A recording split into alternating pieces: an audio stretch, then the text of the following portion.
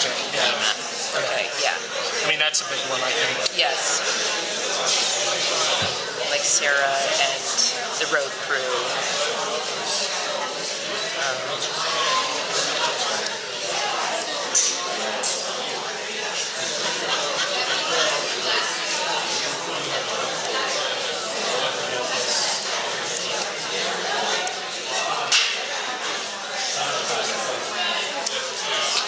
And Mark is here for any the budget, yeah. He's over here, sitting midstream. Okay. Blue And so sweater. this is only if people have. So basically, we don't have to say anything until people ask for the strings. Yeah. So, I mean, people will. Yeah, but I think as far as anything for Oh, do you want to sign this? Yeah. I mean, All right.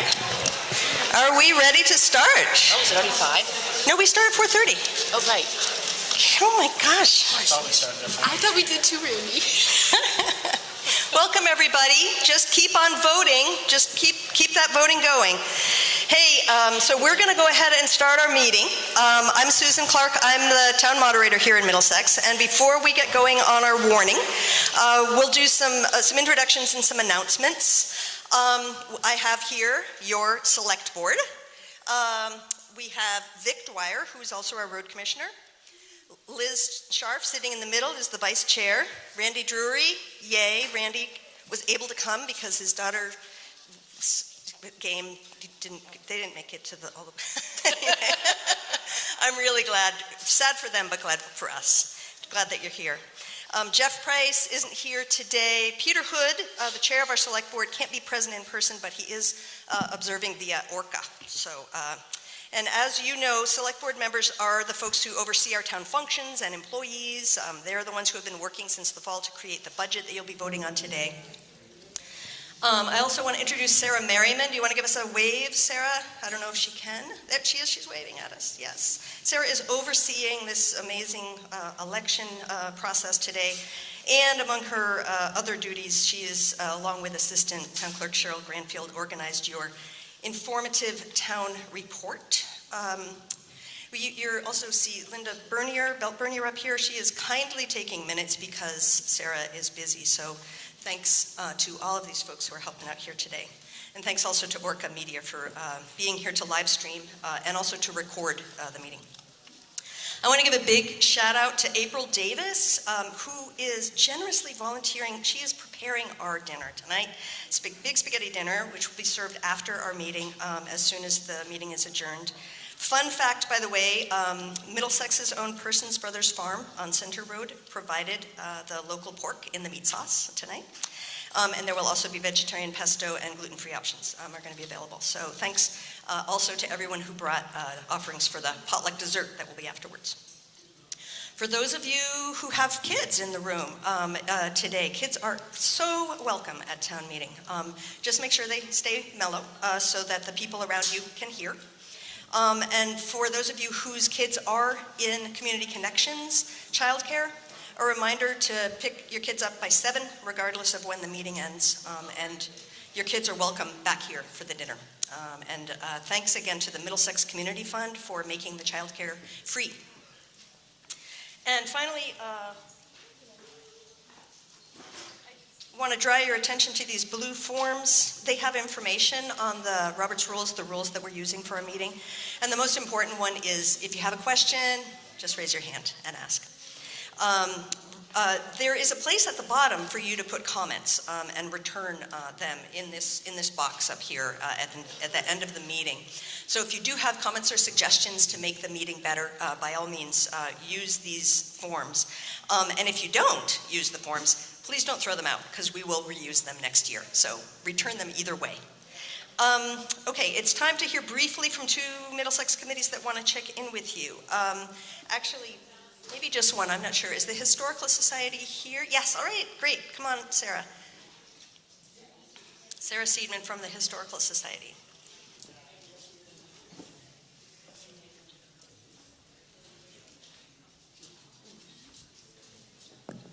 Hi, neighbors. I'm here with the Historical Society. It's on page 49 of your town report.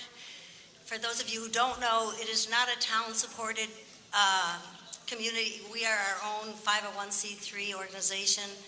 We raise our own money. This year, our book has been out of print for many years, and we finally got a third edition of the book. It's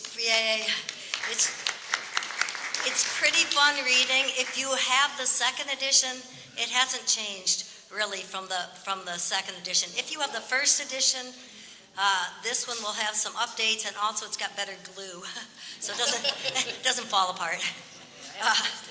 I would like to, so if you want to get a book, there's a table out there. You can put your check or cash in the box and take a book. There's signed copies from me and my co-author, Patty Wiley, a co-founder. I also want to just mention that our next meeting of the Historical Society is March 22nd. That's a Friday at 1 p.m. It's going to be at the Worcester Town Hall because we can't even use the Middlesex Town Hall because it's not accessible enough, and most of our members are old and can't get in the building. So please join us if you want to just join the Middlesex Historical Society. It is like the one committee that isn't controversial.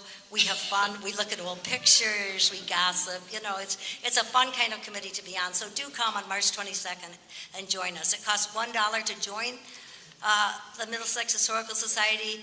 You don't get anything for that except for knowing you're a member, and you can put your dollar in the box. Thank you. All right, thanks. Emily? Emily Bedecker is here to tell us about the bandstand.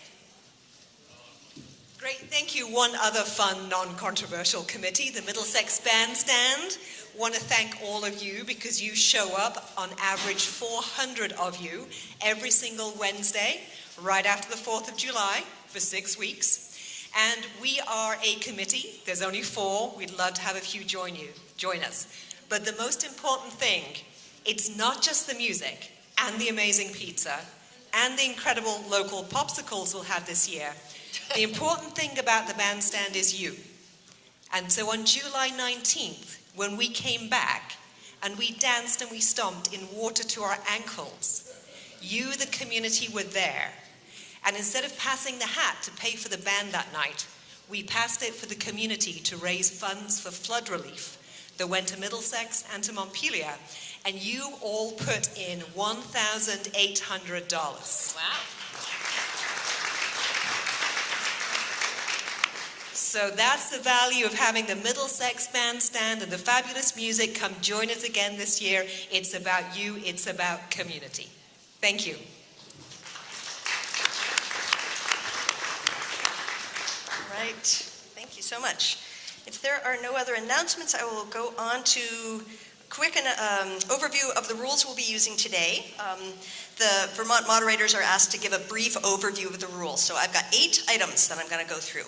The number 1 is that we're using Robert's Rules of Order. It's the basic parliamentary rules for the meeting, except where Vermont law takes precedence. We can't change state law here, but we can change Robert's Rules with a 2/3 vote if you desire.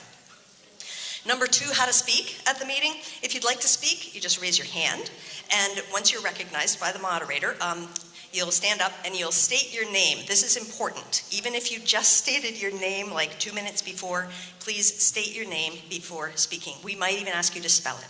Please don't take it personally. It just really helps with the minutes, so help Linda out with making our minutes accurate. Robert's Rules requires that all motions and remarks and discussion be addressed to the moderator. And that's a little funky because maybe you have a question for somebody else. Maybe you want to talk to the select board. Please address all of your questions, comments to the moderator, not each other. And then I can just redirect your questions. And that helps ensure that we focus on the issues rather than personalities. We have got some fabulous microphone runners with us here today. Can you raise your hands, microphone runners? Yeah, all right, well, thank you so much. Wonderful, over here. They will bring you a mic. It's a noisy gym, so if you're comfortable using the microphone when you're ready to speak, please do so. Number 3, you have to be a Middlesex voter. In order to speak on or vote on an article at the Middlesex town meeting, you must be a Middlesex voter. The exception is if the group votes to suspend the rules for speaking. For example, if we wanted to let a person who was representing an out-of-town organization address the group. So at this time, can I just see a show of hands of anyone who's not a registered voter in Middlesex? Okay, 1, 2, 3, 4, 5. Thank you. Thanks so much. You are very welcome here, and we are glad to have you. I just want to remind you not to vote. Number 4, please feel free to ask questions. Raise your hand if you don't understand what's happening, or if you think a mistake has been made.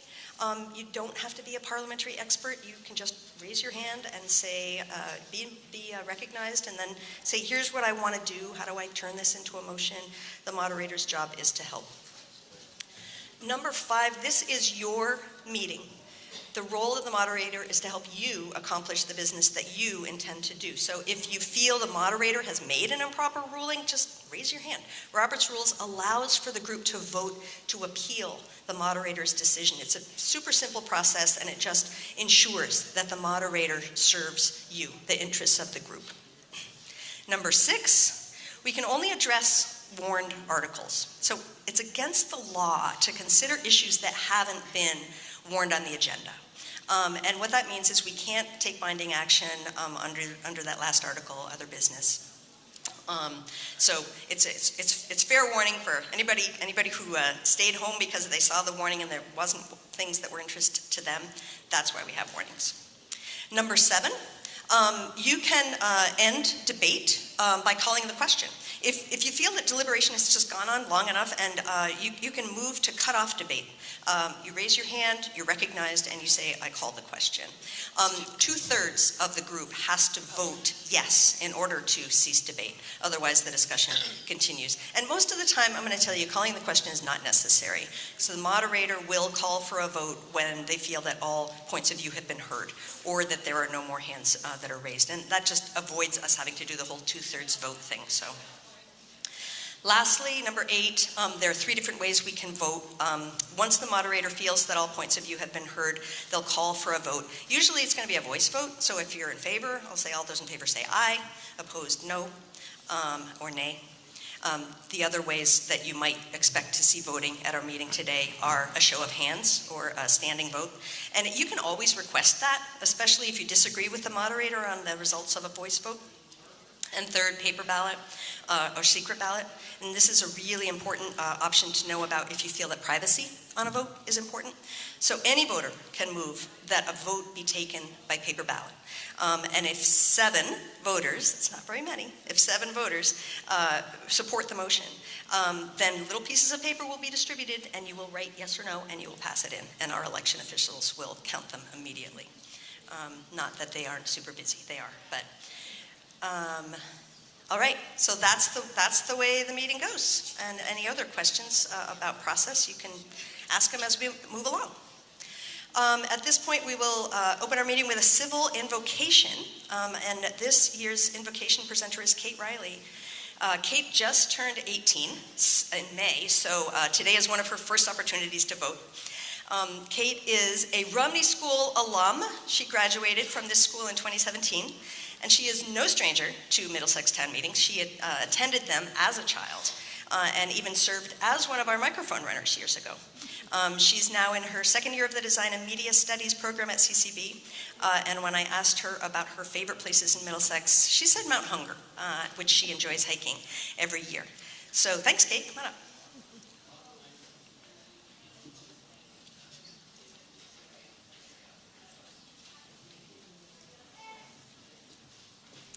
Welcome to Middlesex Town Meeting.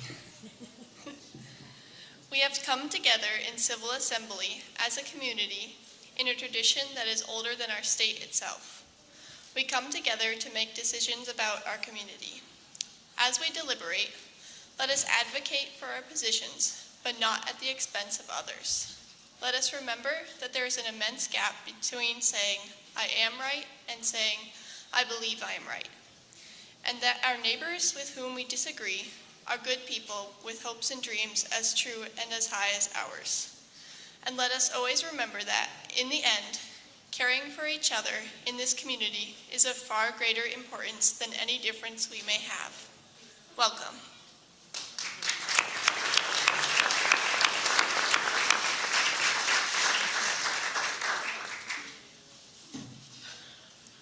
Thanks so much, Kate. I hated that she's so much taller than I am. All right.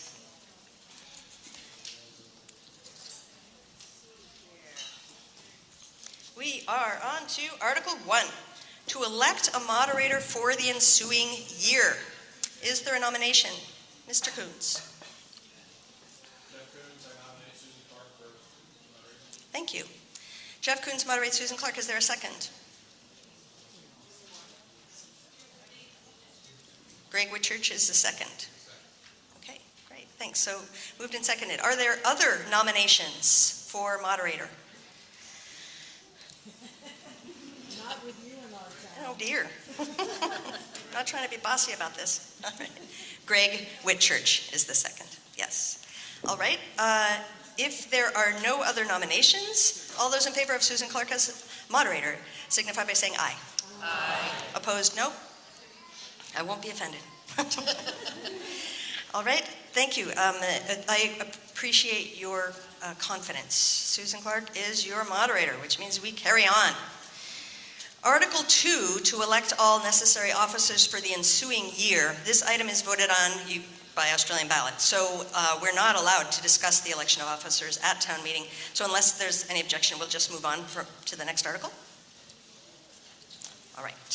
Article 3, always an interesting one, to receive and act upon the reports of town officers. Is there a motion on Article 3? Jeff Coons moves. Is there a second? I'll second. Liz Scharf seconds. It's been moved and seconded to receive and act upon the reports of the town officers. So the town officers write reports and they put them in your town report. So if you have questions about the reports, especially questions that won't come up under other articles, this is a great time to ask them. If you have money-related articles, it makes sense to save those for a discussion of the budget or specific spending articles.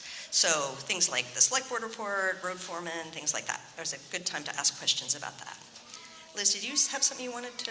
Yeah, okay. Okay, hi everybody. I'm Liz Scharf. I'm on the select board. And I just wanted to take this moment to acknowledge a couple of people in town who have given a lot of themselves to make our town a better place, especially this year in particular. The first person I want to thank is Paula Otenti, who was our emergency management coordinator for the town. She recently I guess retired from that position, and Steve Dennis is now in that role. But during the flood in July, Paula really stepped up to the plate and directed the town through some serious crises involving floodwaters, and was there from the first weather report to basically weeks later, and having an emergency sort of, what do you call it at the fire station? The operations center, right? And there were a couple of folks, Honeybean Barrett was super helpful, and her daughter Stella were there. And it was really important that we had that committee to be available during that time. And there was an instance where Paula, through a lot of management, saved a very potential disaster of a giant pond that was about to collapse and potentially flood lots of homes. And so that disaster was averted thanks to quick action by Paula and our road crew. And that's the second group I really want to thank, is during the flood, the road crew really stepped up to the plate to address immediately all of the roads. I mean, all of us were affected. There probably wasn't a single road where, there wasn't any damage. And there was a lot of work that was done in a short amount of time to get us able to use our roads again. So thank you to Eric Medivier and his team. Eric, if you want to give a wave so everyone knows who you are.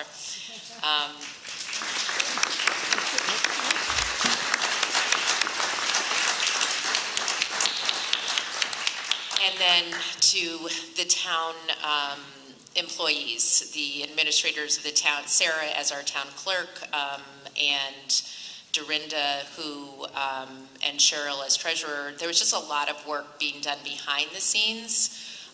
Sarah in particular was answering calls night and day from folks about the flood, and was really, on top of things, making sure she was communicating with the select board during that time.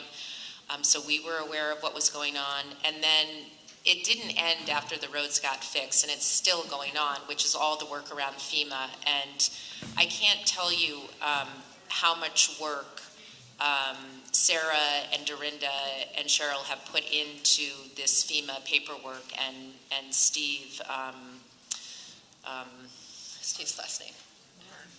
Steve Martin, who we hired to help us with that. The paperwork's still going on. We still haven't received our payments yet from FEMA, so this is a long-term sort of recovery for the town. So I really want to acknowledge Sarah and the crew at the town clerk for their work and their continued work. So thank you to them.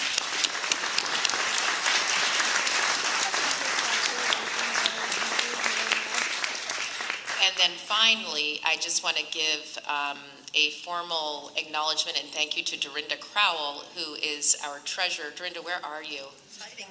Okay, she's hiding. So Dorinda has worked for the town in many ways since, it says here in the book, there's a dedication in the back if you look, since 1993, but I'm sure it was before then in one way, shape, or form. She is one of the most fastidious people that I know, and she's just been a real asset to our town as treasurer, and just a good citizen. So thank you, Dorinda, for all of your service. So thank you, Dorinda.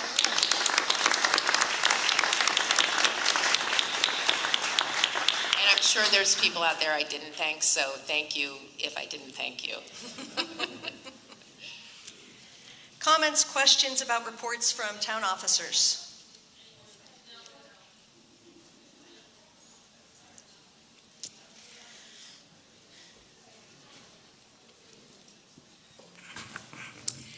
Michael Levine. I did notice in the report the usual 5-year plan for the roads was not detailed or updated. It was a narrative. Obviously, we had major changes to any plan that might have been in place. But I'm wondering if you can give us some updates on what to expect once the roads, once spring comes and there's some contract work that you talked about and other pieces, and just give us a sense of what's going to happen. A 5-year road plan. Who would like to take that? Eric? Eric, come on up. Or you can, here, why don't you grab a microphone from here? Yes.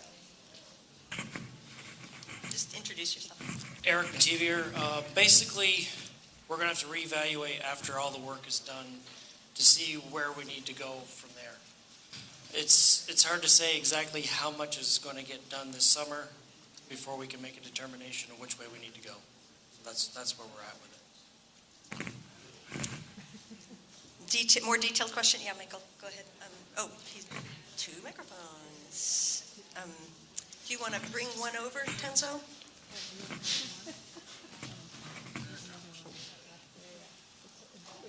Thank you. I'll address this to you, Susan, Thank so we don't get into a dialogue. Thank you, Michael. Good modeling. Yes, I guess the follow-up would be, I know a complete culvert survey was done. There are plans to replace culverts. There are plans to contract some of the work out for certain sections of road. The town hopes to get to the other pieces. Any details along those lines would be really helpful to us. Okay. We actually have quite the extensive workload going on. We're going to have upsizing culverts on I don't even remember the count. I want to say it's probably 30-plus culverts. Ditching, resurfacing on just about every road we have in town. So once that's finished, we can reevaluate and move from there to see what needs to get done next. Yeah, go ahead, yep. Is it on? Yeah, Vic Dwyer, our road commissioner. yes, Michael.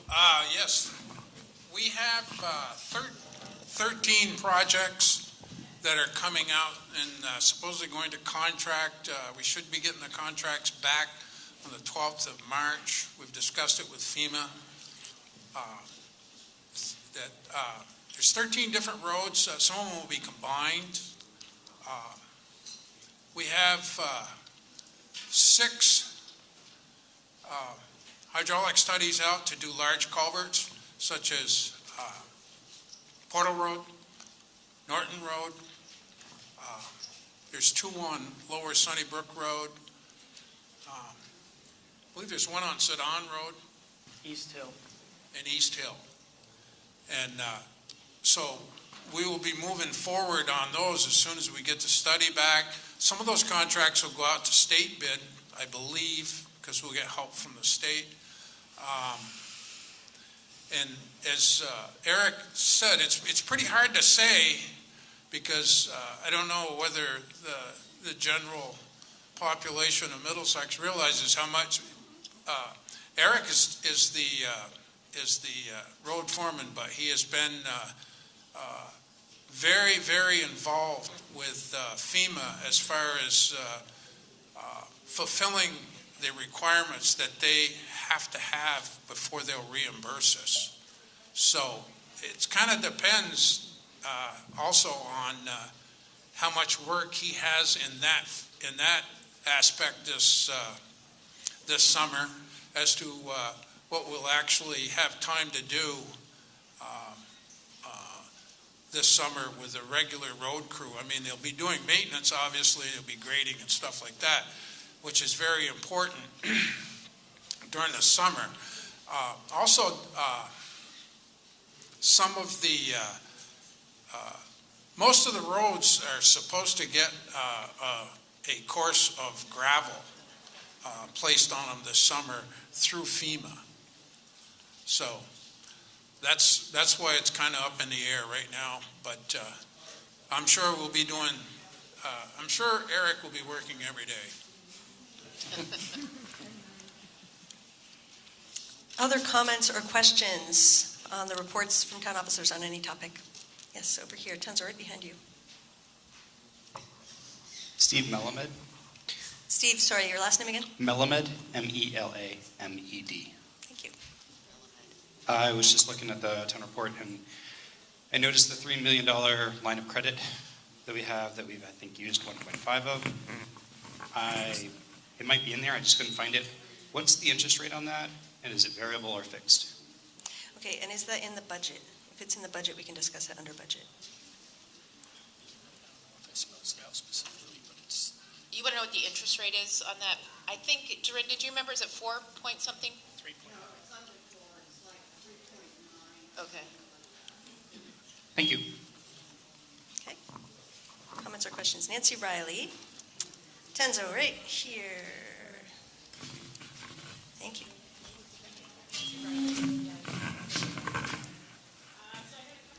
We can't hear you. Yeah.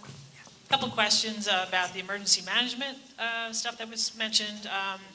2 things, that when the school was rebuilt with the bond that we took out, there's a room in that back hallway that was designed explicitly for a Red Cross shipping container of supplies for just such an event as what we had. That would have been meals ready to eat, it would have been cots and blankets and all kinds of survival things so that we could put up people in the gym here and in case of emergency. And if the town was split in 2, some people could go to the firehouse and some people could end up here. And that room, I think now is a custodian closet. And I don't think it was ever put to use the way it was meant to.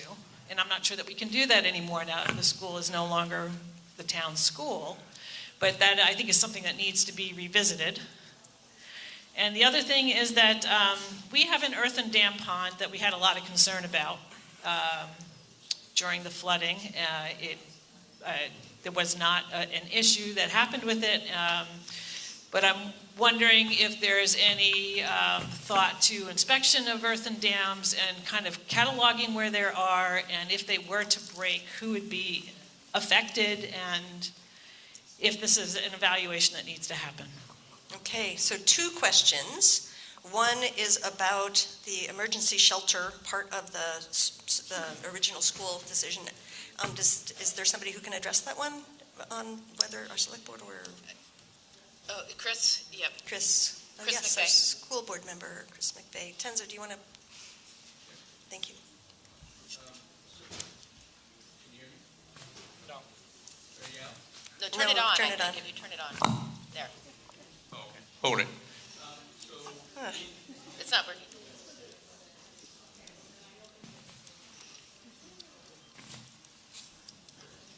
Maybe another microphone. Yeah, sure. Run the other one over, Kimberly. That would be great. And then You that would keep be great to if you can Bennett. bring the other one to Bennett. Hey, thank you.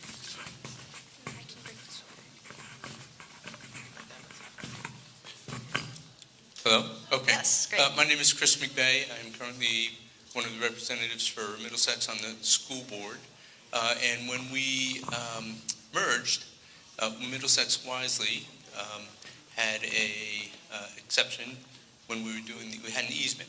And part of the easement was to maintain access to the building, including for emergency shelter use. That use has been incorporated into the building use policy that it controls the district right now. So there is still an emergency use availability for the Rumney School. I have no idea about the closet and how it's being used right now, but I do know that there's access when necessary to the school for emergency purposes. And I believe Nancy, and I'd have to go back and sort of remember or figure out the history of the Red Cross piece, because that was something that we had, I remember originally considering.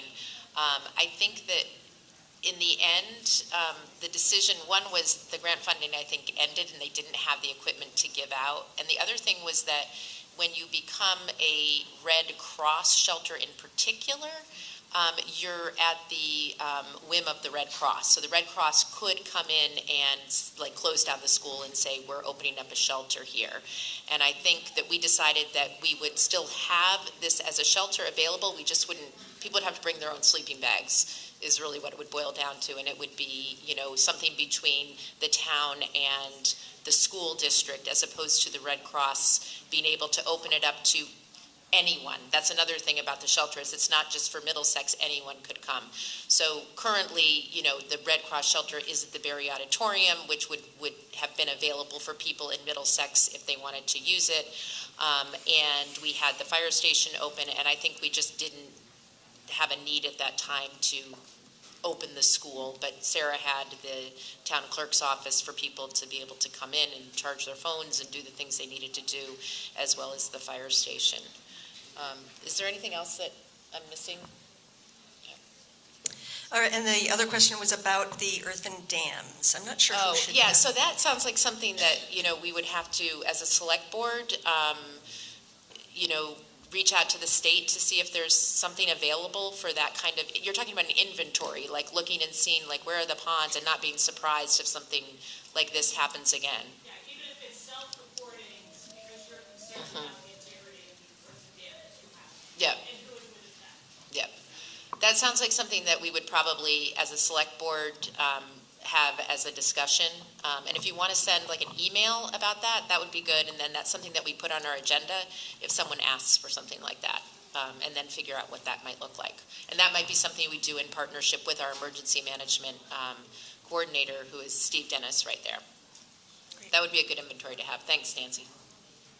All right, other comments or questions about the reports of town officers? Things people want to bring up? Maybe not. All right, great.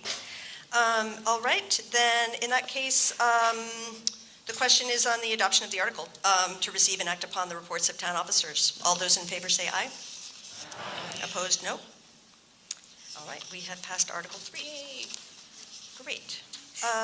Article 4 is, shall the town voters authorize payment of all property taxes to the town treasurer as provided by law and without discount in 4 installments as follows. The first installment will be due on or before 5 p.m., August 20th, 2024.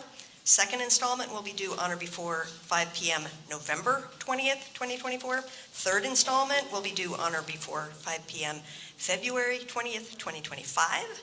And the fourth installment will be due on or before 5 p.m., May 20th, 2025, except if postmarked by the U.S. Postal Service, pause,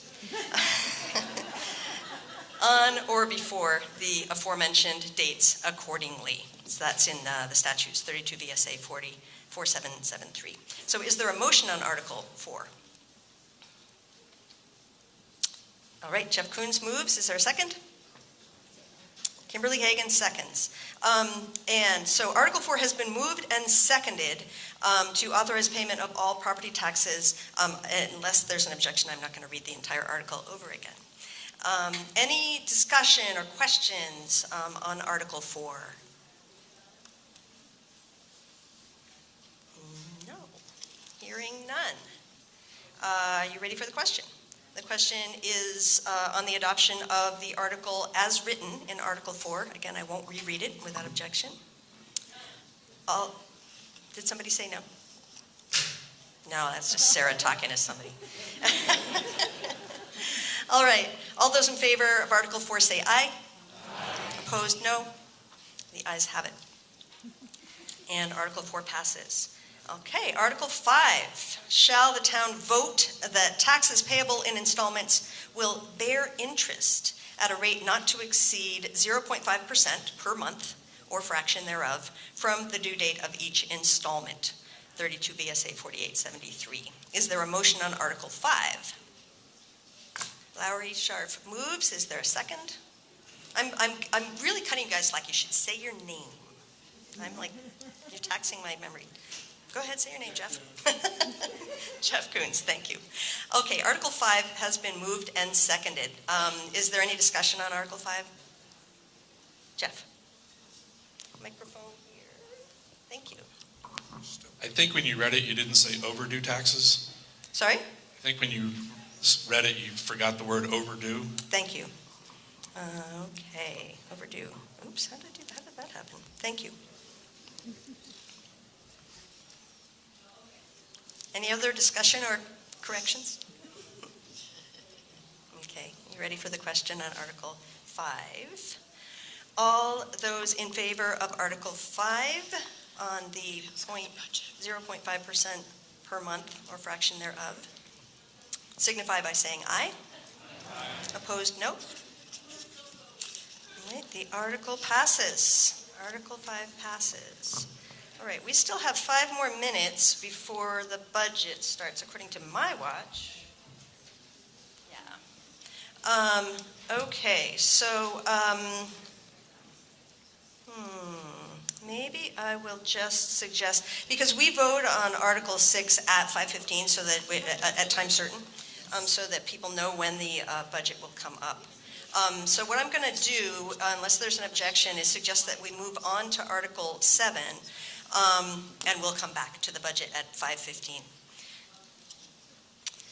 Okay, so hearing no objection, Article 7, shall the town of Middlesex voters authorize the select board to purchase a new excavator in the amount not to exceed $200,000 to be financed over a period not to exceed 15 years. So this is voted on by Australian ballot, which means if you have cast your ballot, you've already voted, although the polls are open until 7 o'clock. There was an informational hearing on this on February 29th, but we can discuss this now if anyone is interested. Any comments or questions about Article 7, the new excavator? No, okay. I'll just make a comment that, Yes. so the town purchases trucks all the time, and we don't ask you to vote on those trucks. So the reason that we're asking you to vote on this is because of the price of it. Is that correct? And the terms of the loan, like term of the loan. Because it's a bond? Because it's a loan, yeah. A loan, yeah. Yeah.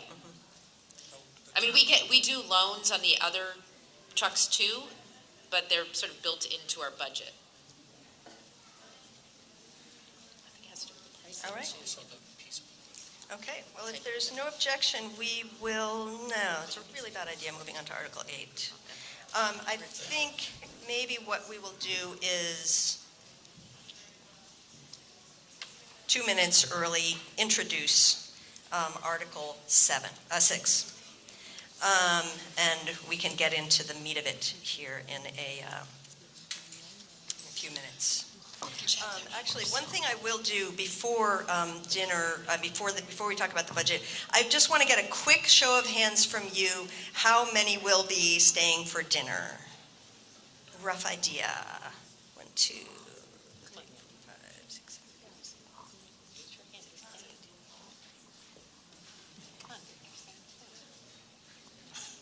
I'm going to say about 50? Yeah? Okay. Yeah, so, well, if we can pass that information back to April at some point, anybody who's near the kitchen, we have about 50. Great. Okay, and another thing I'll say is that as we move into the budget and other money articles, there's some great stuff in your town report. On page 41, there's a chart that indicates how much each article on the warning will cost you, depending on the value of your property. So for every $100,000 or $200,000 or $300,000 that your property is worth, there is an amount that each article will cost the taxpayer. So page 41, that's a handy little chart to look at. I will also tell you, as we move into discussion of the budget, that the select board analysis of the budget begins on page 21. The budget committee that oversees the budget, their report is on page 29. And then, of course, there's the comparative budget report, and that begins on page 30 of the town report. And there's also a handy little pie chart on page 40 for those of you who like graphics. Okay, so great, that's helpful. Where's the budget? What page is it on? All right, we will take up Article 6. To vote a fiscal 2024-2025 budget of $1,845,508 to meet the expenses and liabilities of the town, and authorize the select board to set a tax rate sufficient to provide the same. Is there a motion on Article 6? If you move the motion, then you'll be in the minutes, just saying.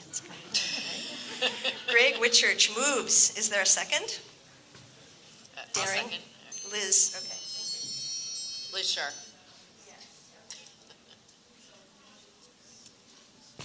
That's me reminding myself when 5:15 comes.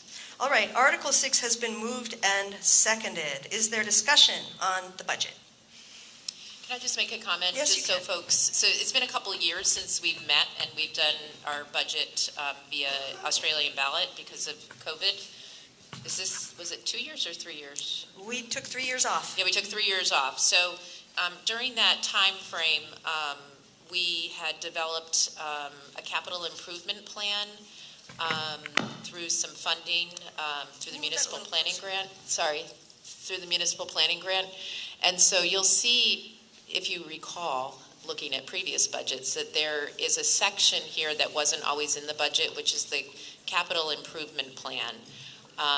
That we're setting money aside to use toward future purchases of capital equipment.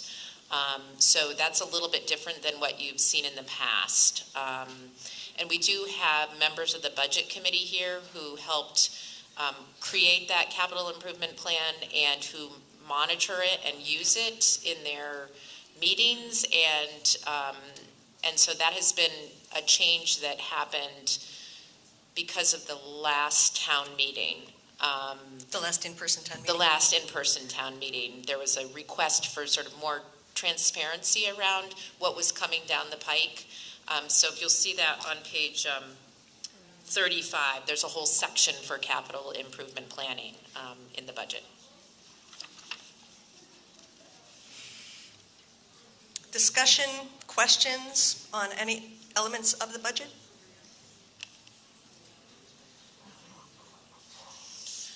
Dave Shepherd, needs a microphone.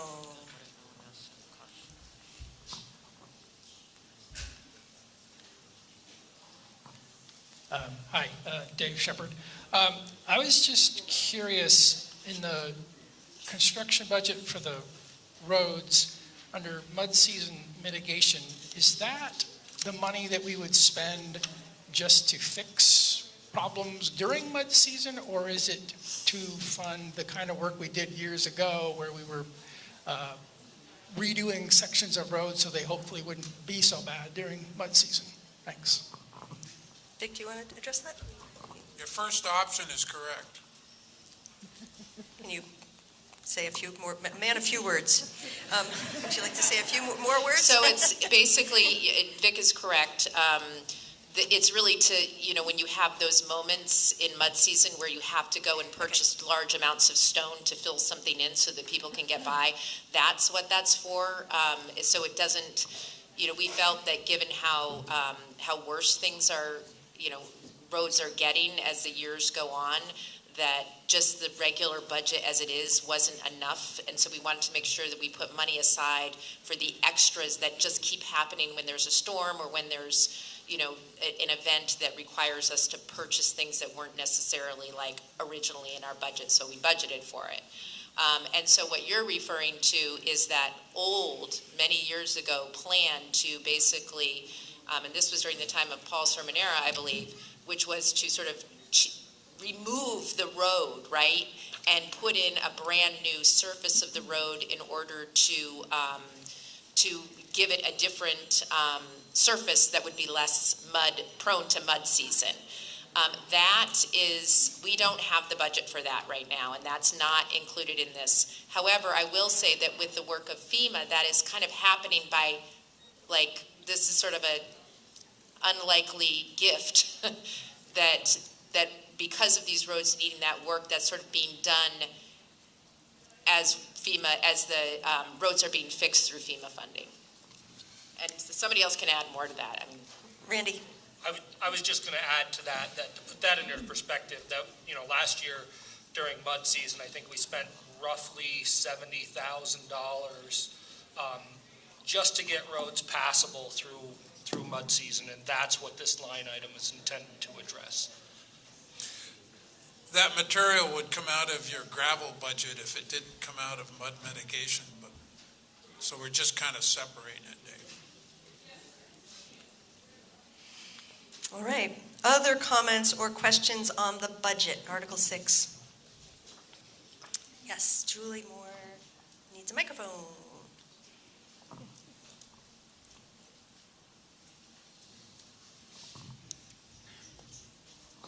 I have a couple of questions about assumptions in terms of match and reimbursement that aren't in the budget. Understanding that the Budget Adjustment Act just passed this past week, which includes a significant increase in the ERAF funding, which should bring down our cost share in meeting FEMA repairs. I'm wondering how that's being considered in the budget, and if we've sort of budgeted more, like at the conservatively, meaning as much as we could have needed before the Budget Adjustment Act passed.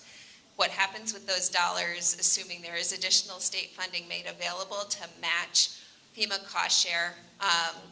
And then the other question I had was the treasurer had announced a program to offer very low interest financing to flood impacted communities. And I'm wondering if Middlesex has pursued that in order to pay off our higher interest commercial loan. Yeah, so what Julie's talking about, so our budget actually doesn't include the hundreds of thousands of dollars that it would take to repair the roads. And so the cost share that she's referring to was originally, I think it's 25%, was that the town would be responsible for 25% of the cost. But because of these extra things that are happening, we've been told numbers between 3 and 7% that the town might be responsible for. And so the only thing that we put in the budget related to FEMA is interest on some of these loans that we're borrowing money on now. So you don't see a huge increase in the budget because of these roads. You'll see some interest payments. The question that you had about sorry?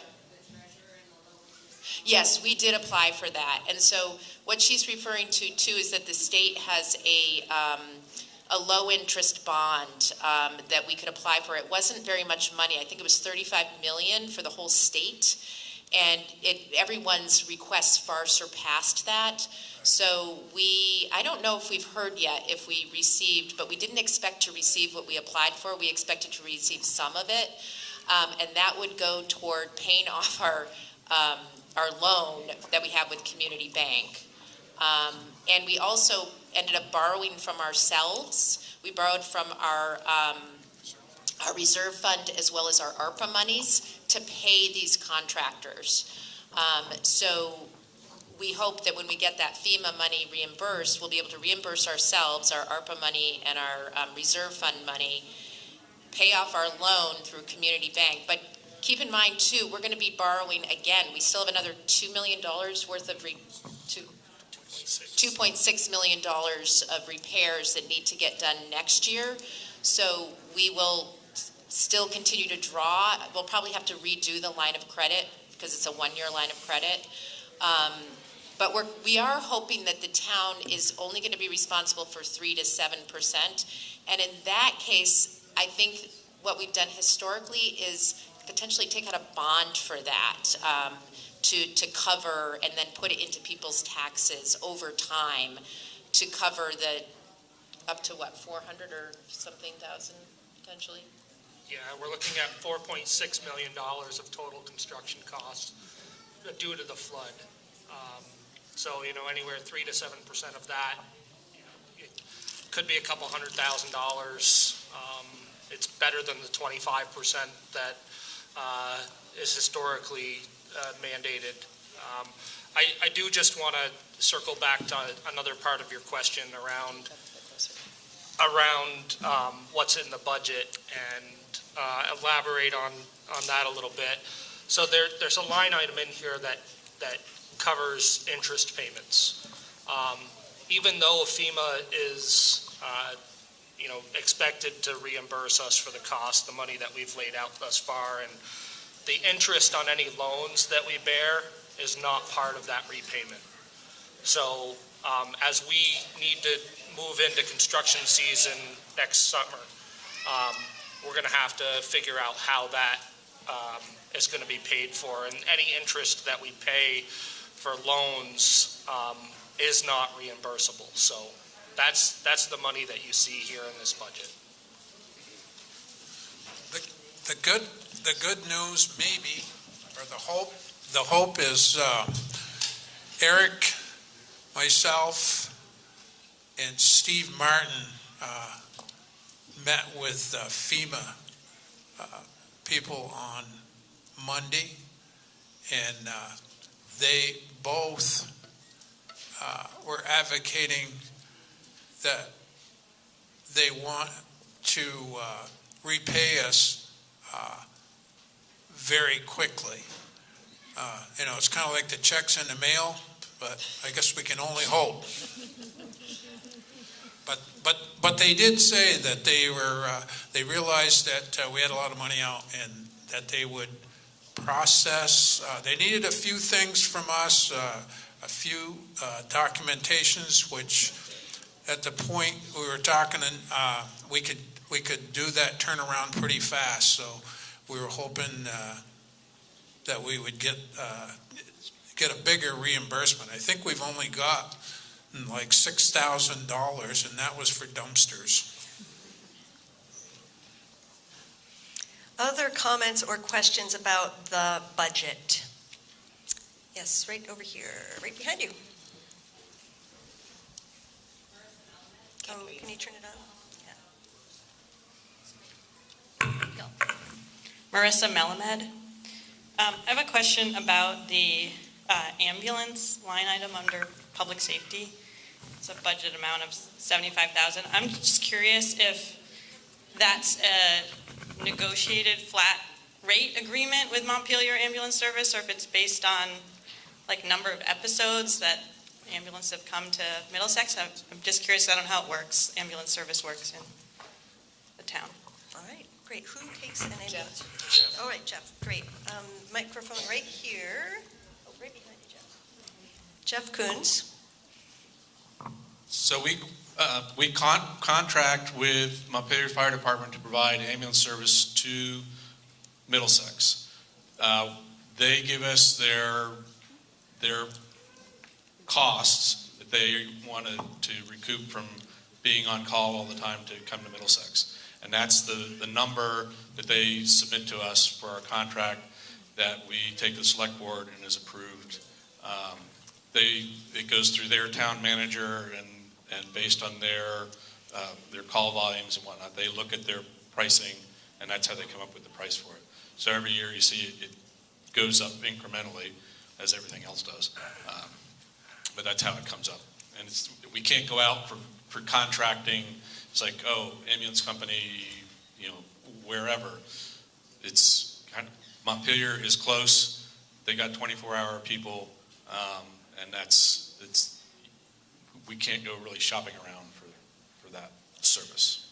Does that answer your question? Follow up, yeah. So can it, if the volume was higher than expected, can it go over?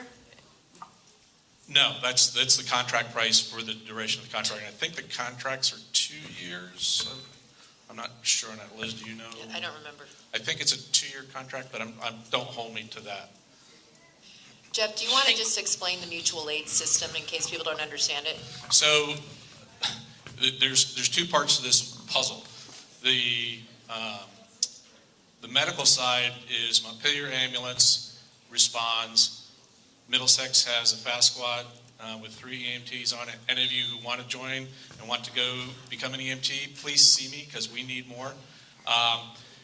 But if Montpelier is out, they have 2 ambulances. So if they're out on 2 calls and we get a call from Middlesex, then Berry City could be called, Berry Town up at Berlin Fire Station, Waterbury. It kind of depends. It depends on call volume at the current time and location in the town. Obviously, we're not going to call Waterbury to the Montpelier side of the township. We would call in either Berry City because they can just hop on the loop and down, or if Berry Town is available. As far as the fire side of the mutual aid works, it's mainly, for our purposes, it's Washington County. So if we're having an incident, be it a structure fire or something up in the interstate, and we need more personnel and equipment, we have what's called a run card set up that we say, activate this particular thing on the run card. Other towns are dispatched to us immediately.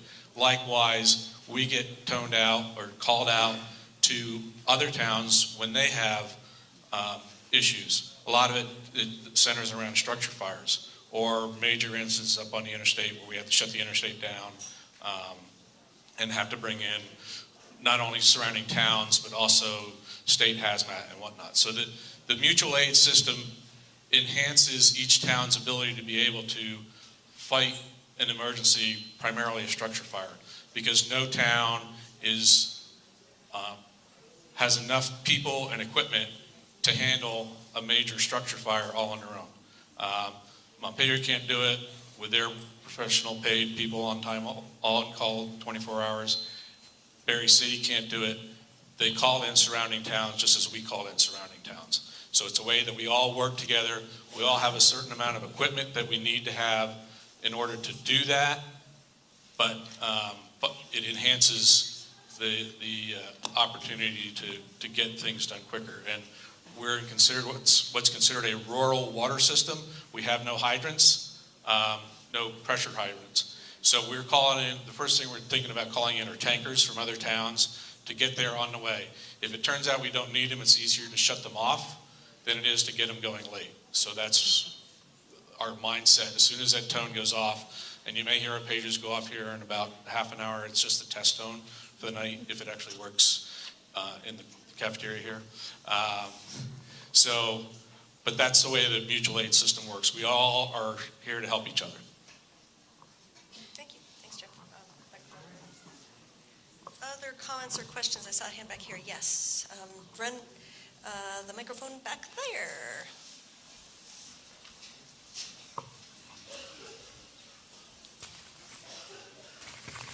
I'm just Waldo Schneider, and I know that Middlesex has a history of the select board really making an effort to control the costs over the years, and I suspect that there's unavoidable circumstances, but since it is about 11% plus increase in the operating budget, is somebody able to just summarize where those changes are?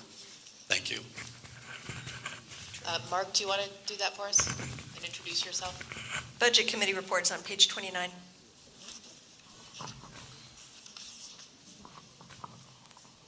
So this is Mark Harris. I'm on the Budget Committee. So think of the 11.36% increase in three parts. Let's talk about the operating budget. Mark, could you put it closer to your mouth, please? So let's talk about the operating budget. Much closer. Eat that microphone. How's this? Better? Yes. Okay.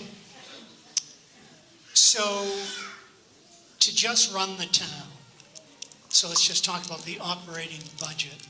That's the day-to-day operating of the town departments. That increase is a little over 3.5%. To be exact, it's 3.63%. It's a little over $58,000 to run the town this next year. So that's kind of amazing because everybody's aware of the significant healthcare premium increases across the state. So that 3.63% increase in the operating budget for the town includes over a 13% increase in healthcare premiums. So the town departments have done a superb job in keeping the cost of running the town down. So Liz talked about earlier the capital improvement plan. Again, might be new to folks since we haven't had an in-person town meeting for a while. So think of the capital improvement plan as putting together the useful life of big equipment like fire trucks, dump trucks, graders, excavators, and then putting together a plan on how we're going to pay for them, because they're big ticket items. So this year's budget, as last year's budget, has a capital improvement plan component to it. So I'll just call that the capital end of the budget. And that increases $70,000, or about 4% of the 11.36% increase.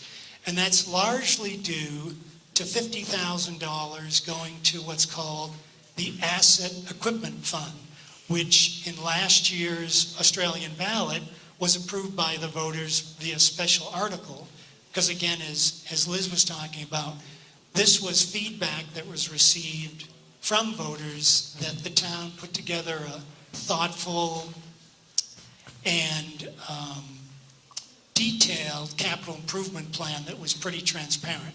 So again, we're putting away more money into the capital plan each year than we have before. Think of it that we had a capital plan before that was somewhat informal.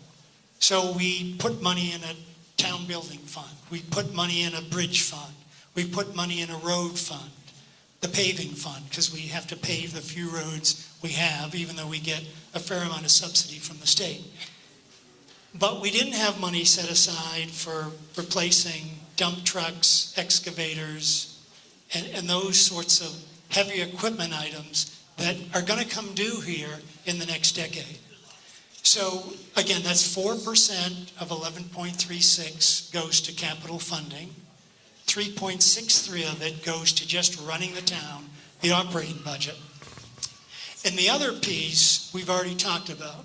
That's about 3.75%, or $60,000 that we had to put in the budget to take care of interest on the loans we have taken out and plan to take out to fix the roads as urged, strongly recommended by FEMA. So as I think Randy mentioned, we don't get that interest back. That's something we have to pay for. So we took some time this year to project what we thought we would need in interest payments. So again, 11.36% is three pieces. Running the town, 3.63%. Capital improvement plan, about 4%. And 3.75% just carrying interest on the loans for improving the roads, the emergency improvements from the July flood. Thank you, Mark. Yes, Randy. I just want to add one additional comment to Mark's summary, which thank you, Mark. That's extremely helpful. But I just want to point out to folks that the $50,000 that's in the capital improvement fund for this year is essentially the same as it was last year, but last year it was voted on as a special article. So the increase in budget, if you think about it that way, isn't necessarily an increase. It's just moving from a special article into the main budget. Great, that's helpful. All right, other question. Oh, right behind the speaker for me. I'm so sorry, Paul. Yes. Hi, Paul Sermonara. I was in a 10-year relationship with mud season that I made it. On that note, there's been a lot of chatter this year regarding mud season and improvements and efforts to make some strides towards that. Vic, you mentioned that money right now is allocated for kind of handling the Band-Aid portion of mud season. Do we have any plans in the future to start working on these habitual offending places that reoccur every year? In the past, we've found money in the budget that we worked within our means to rebuild these sections of road. I know that as administrations change and things like that, we have different ideas.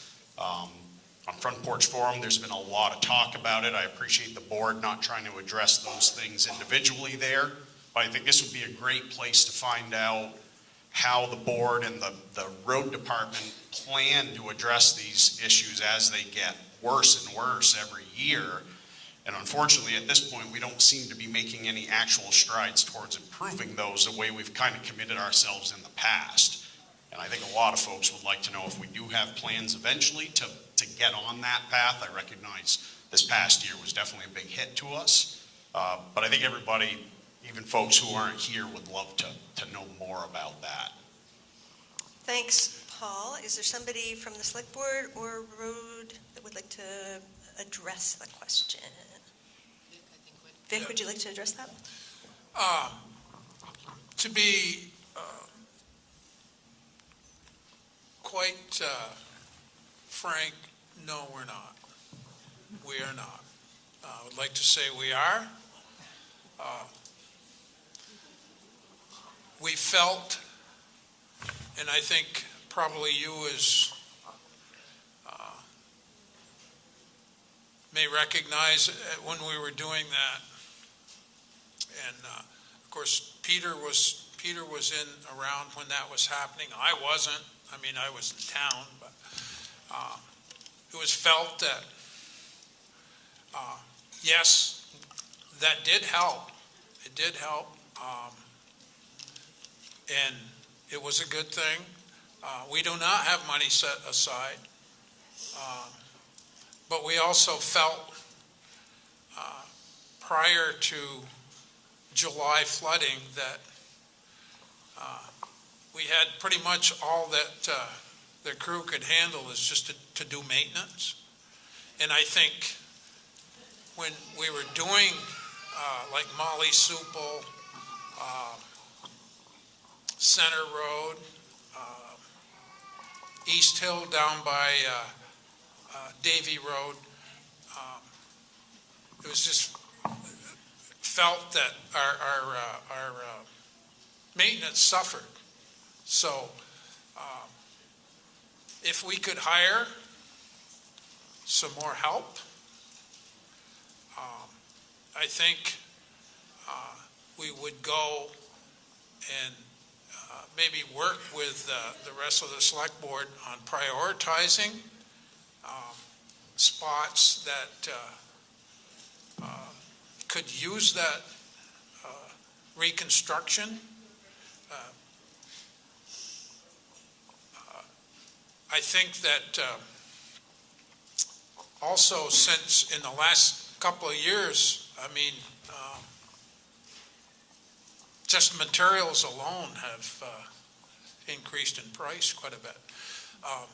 We did, and you with your company did do kind of a mitigation on Brook Road. I mean, we upgraded that.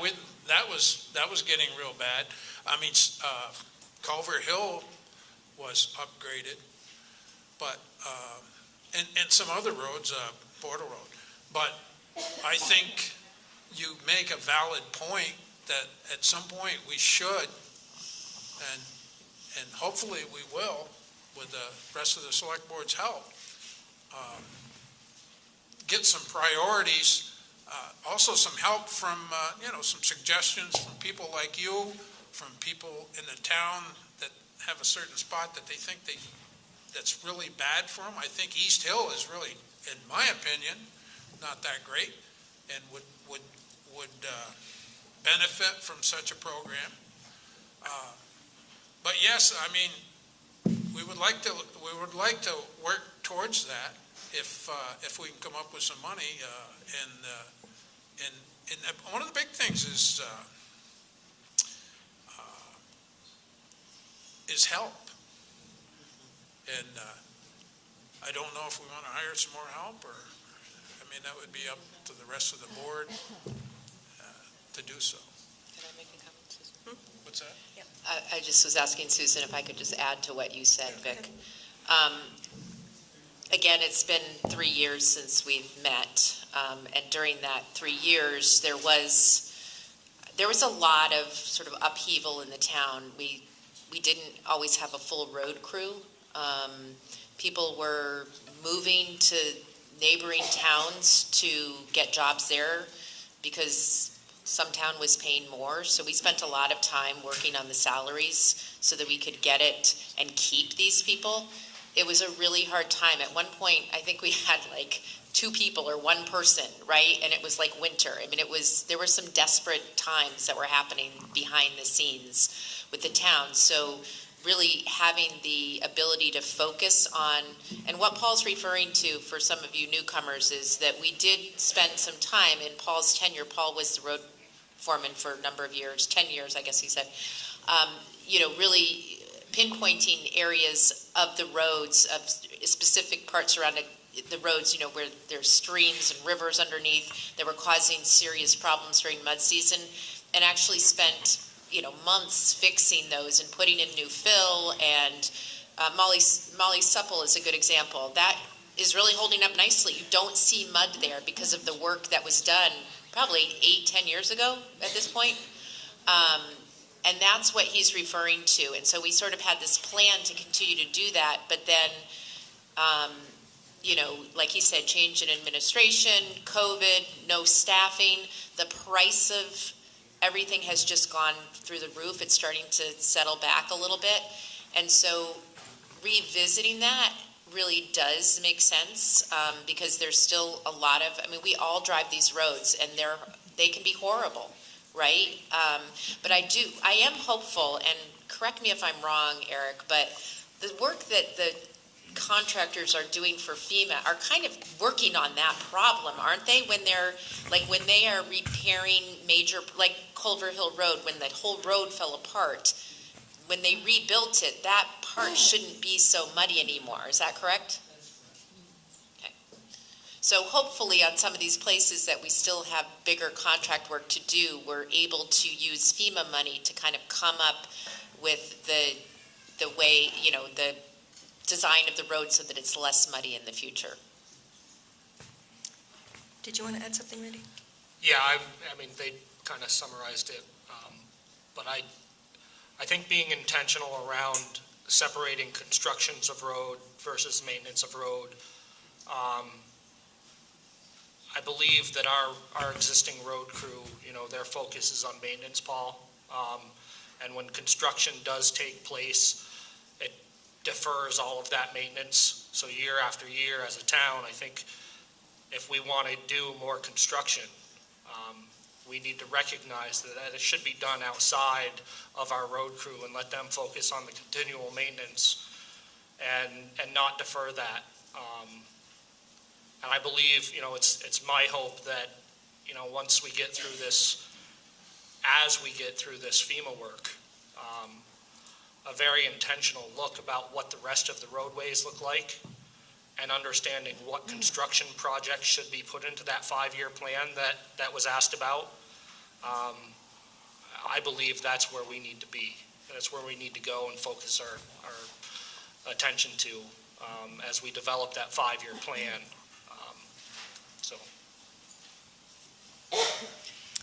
Other comments or questions on the budget?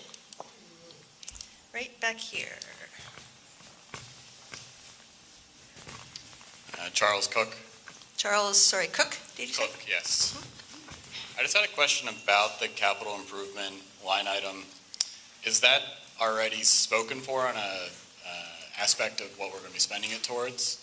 If we're spending it towards an excavator, like we're approving that, is that money from last year's 50,000, this year's 50,000 that's going to be used towards that, or is that, isn't that exactly what that fund would be for? Go ahead, Randy. Yeah, so that fund isn't dedicated to a specific piece of equipment, but the group of equipment as the life cycles of each piece ends. The select board needs to take a look at what is going on financially within the town and allocate pieces of that fund to, maybe we're not having to go borrow $250,000 for a dump truck because there's $75,000 in that account, and we can buy down the cost and put a big down payment down, so we're not having to borrow the full amount. But to answer your question, it's not dedicated to specific pieces of equipment, but an overall fund to look at how we take out the peaks and valleys of spending over the course of years, depending on what the voters approve to put into that fund and then approve for purchase later on. Okay. So the excavator that we're purchasing, the money that we've set aside is not being used for, is it just sitting there right now? The 50,000 from last year, and if we were to approve this 50,000? I don't believe so. I think that, Can you speak to that? yeah, sorry about that. No, I think that's why we're going, what are we going, 15 years? That's what's on the article. Yeah, 15 years. I think that's why we push it out that far. In other words, the one we have is worth 32 to 40,000, depending on where we trade. And then a new machine is around 170 to 200. Okay.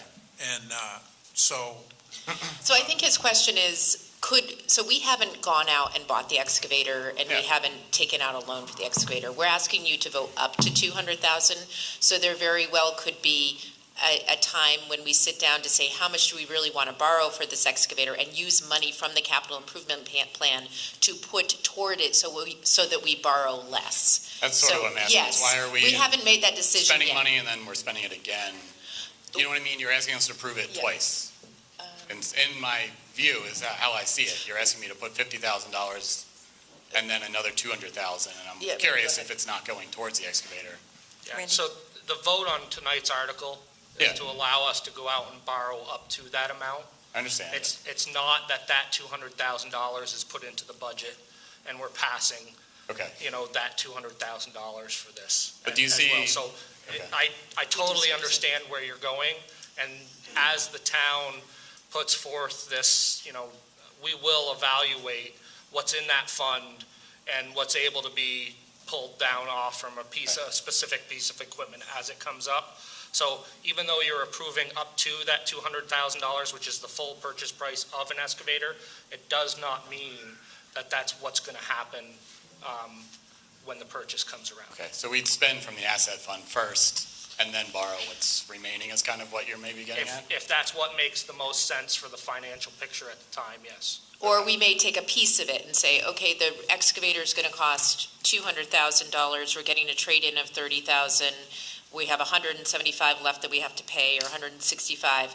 Let's use 50,000 from that, and now our bond is, or now our, thing is down to 110,000 that we're borrowing over 15 years. Okay. And so that 200,000 that's on here is not in your, that was voted on by Australian ballot, is not in the budget, because it's not 200,000 that we're spending. We're borrowing, and what will be in the budget in fiscal year 26 is the interest payment on that. So we as a town are required to ask you, based on the fact that we're borrowing for 15 years, we're asking you permission to do that. Does that make sense? Thank you. Yeah. Thank you. And Mark has something.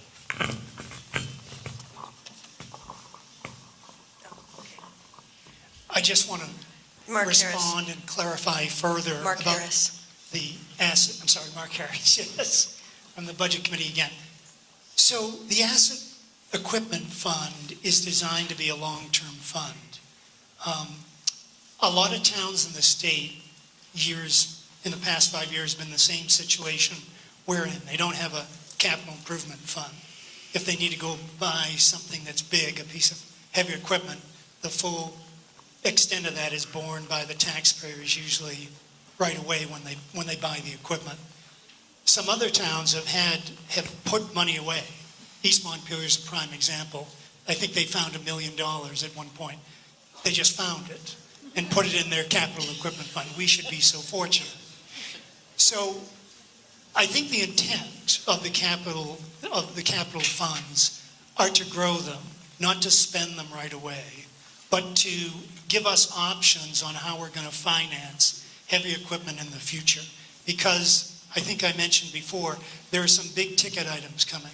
Replacements of fire engines, more dump trucks, other things that are on the capital asset plan that need to be replaced. And rather than emptying the fund each year, we'd like to make an attempt to grow it at some point and let it gain some interest, so we'll have a further safe harbor against expenses in the future, because we know everything continues to go up.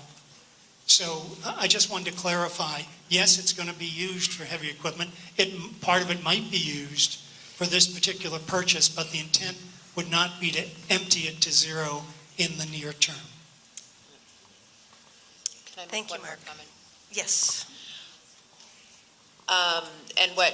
And in terms of what Mark was saying about the capital improvement plan,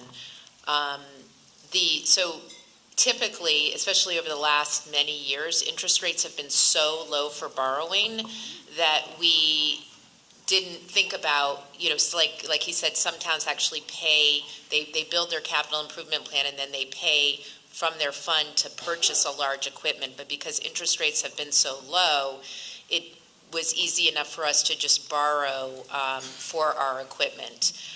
Now interest rates, as you know, are going up a little bit, and there are towns that, sort of might do a hybrid version. They might say, okay, well, I'm going to pull from my capital fund to buy our dump trucks, but we'll borrow for fire trucks or something like that. And I think that what our plan right now is really to use this fund as a way to bring down our debt. So we'll continue to borrow for the near future, to have that model of borrowing for equipment, but to use this fund to make that borrowing less. Especially when interest rates are much higher than they historically have been. And we might say, oh, there's one of the trucks that might cost $70,000 or something like that, that typically we might have gotten a loan out. We might say, oh, interest rates are high, let's go to our capital fund and buy that pickup truck or whatever that costs, a reasonable amount that we wouldn't need to borrow because we have the fund. All right. Other comments or questions on the budget? Article 6. It's a really rich conversation. It's been 3 years. We're catching up a little here, family. Others? Are you ready for the question? Looks like we are. Article 6 is to vote a fiscal 2024-25 budget of $1,845,508 to meet the expenses and liabilities of the town and authorize the select board to set a tax rate sufficient to provide the same. All those in favor of Article 6, say aye. Aye. Opposed, no? The ayes have it, and you have a budget. Well done, people. Thank you. All right, two things I want to say. Number one is that there's some empty chairs up here, and I see some people standing in the back, and I just want, a little matchmaking to happen here if anybody needs a chair. And we are going to move on to Article 8 in 60 seconds, and in 60 seconds, I would like you all to stand up and touch your toes. 60 seconds, that's all. This isn't like conversation.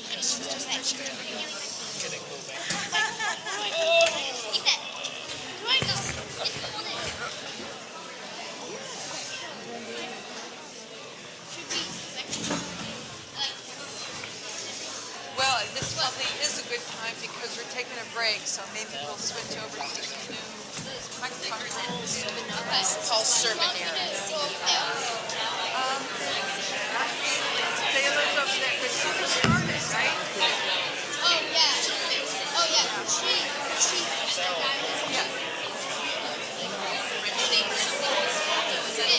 Yeah, or you can just stay right here. Okay.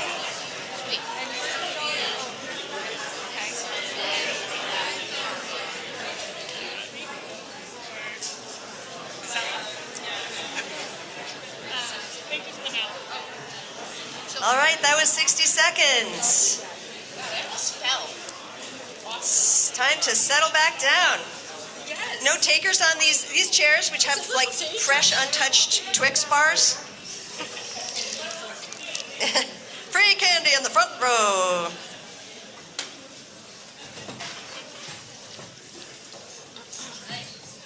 We have done some serious work here, folks. Thank you, everybody. All right, we are on to Article 8. Article 8, shall the town allocate up to $65,000 to pay for the design phase of a potential Middlesex Town Hall renovation? Is there a motion on Article 8? Chris McVeigh moves.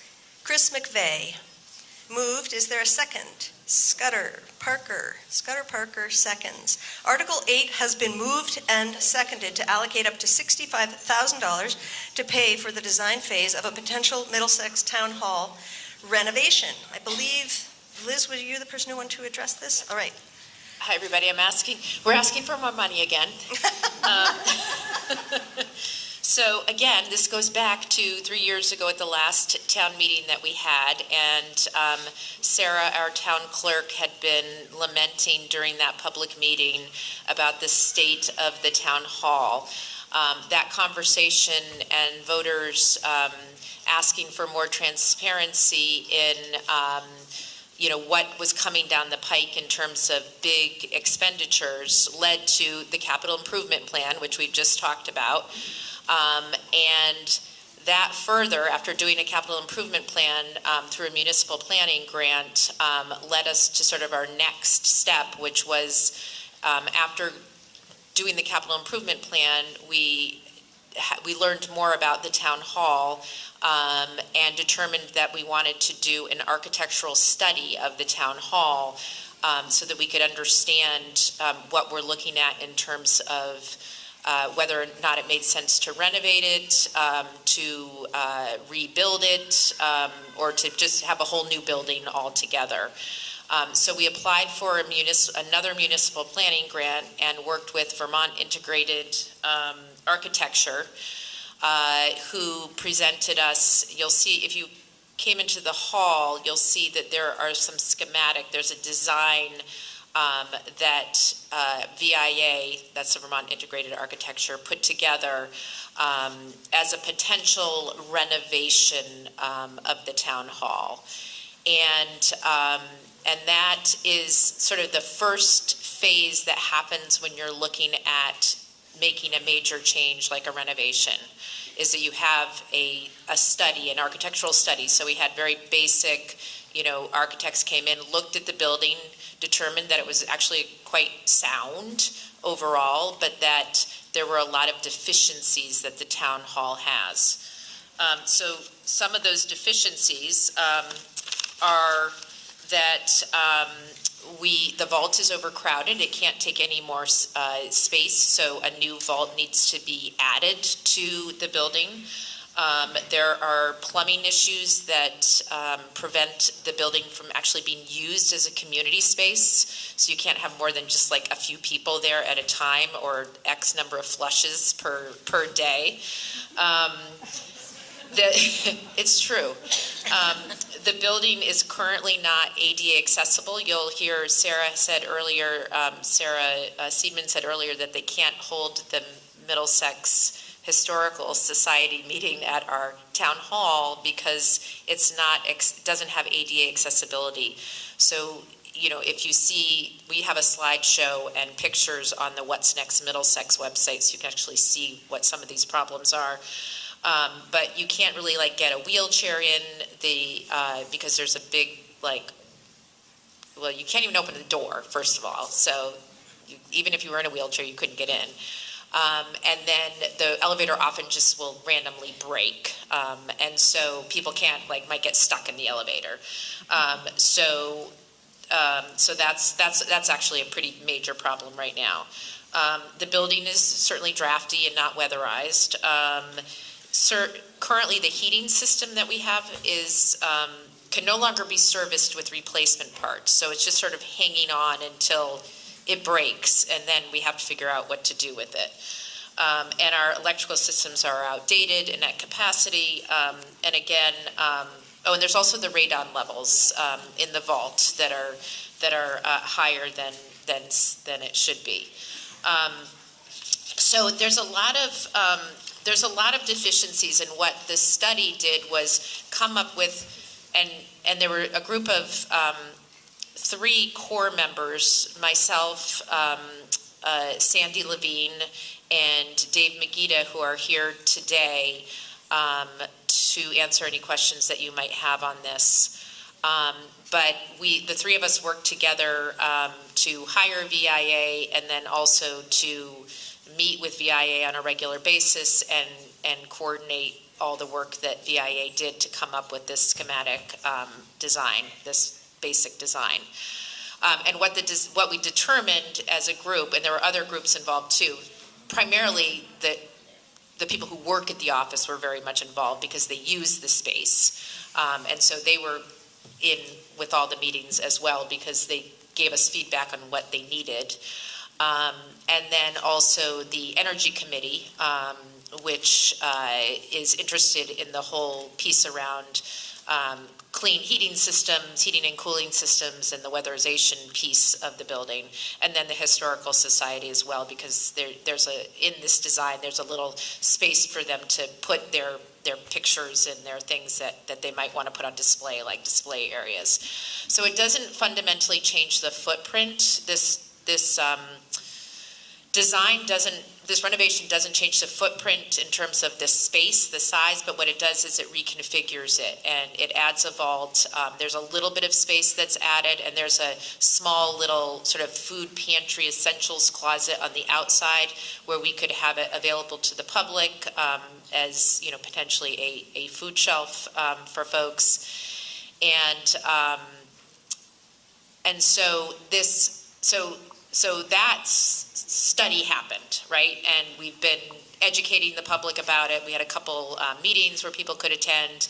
We had some really good turnout the other day at Town Hall where we did tours of the building so that people could see what problems we were talking about.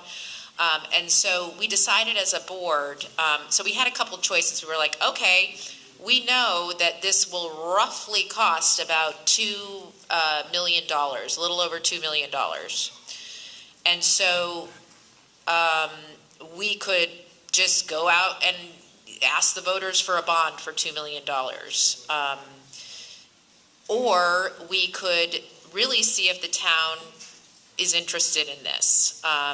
So this is why this article for $65,000 to pay for the design phase, and I will say Dave Megida also really pushed for having more information that we could present to the voters, as opposed to just immediately saying, okay, if you guys want to do this, this is how much it's going to cost. And so this design phase of 65,000 is really getting into the sort of nuts and bolts of what would actually happen to the building in terms of its renovation. Like, would the architects would go in and say, does it need a new roof? What would be done with the windows? What kind of insulation would be put in? What heating systems, that kind of thing. So it really gets into a much more detailed design development that we can then get a more solid number to be able to present to the voters.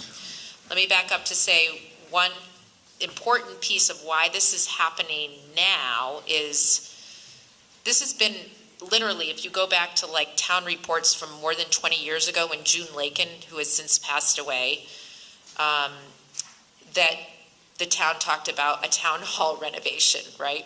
And so, these are deferred maintenance that it costs money, right? It costs money. And right now, there is funding that's available for work on existing buildings only in the form of the Municipal Energy Resilience Program, otherwise known as MERP. Which municipalities can apply for up to $500,000 to help pay for things like weatherization, windows, heating and cooling systems, all the things that would happen during this renovation. And this money has a limited time frame to be used. And so this is why we're bringing this now, and there is a sense of urgency because of this grant. So we are at the point in this grant where we are having the towns, before they can apply, the grant isn't open to apply for yet, but before the towns can apply, we have to have an energy assessment of the building. It's called like a level 3 energy assessment. And a technician will come in and review. They're doing the fire department, because the fire department also needs a new heating system, and they're doing the town hall, and these are free assessments, and those are actually being scheduled right now. So I believe that this grant opportunity will open probably by the fall of 2024. And has a time frame for which it needs to be spent. So there is a certain level of urgency in, if this passes, so if this passes tonight, this 65,000, we will hire VIA to work with us to complete this development study. Then we will know how much it's really going to cost, and then we will present it to the voters in November as a bond vote. Now, I want to just make clear what it means by a bond vote. A bond vote is where we ask the town, can we spend up to a certain amount of money? So we're not going out and getting the bond right then and there. We're just asking you permission to get the bond, which we will then be able to assess how much are we really going to need to bond out through the Vermont Bond Bank. Because we know we'll have MERP. There's also there's other fundings that are available. There's, I'm trying to think, I have it here.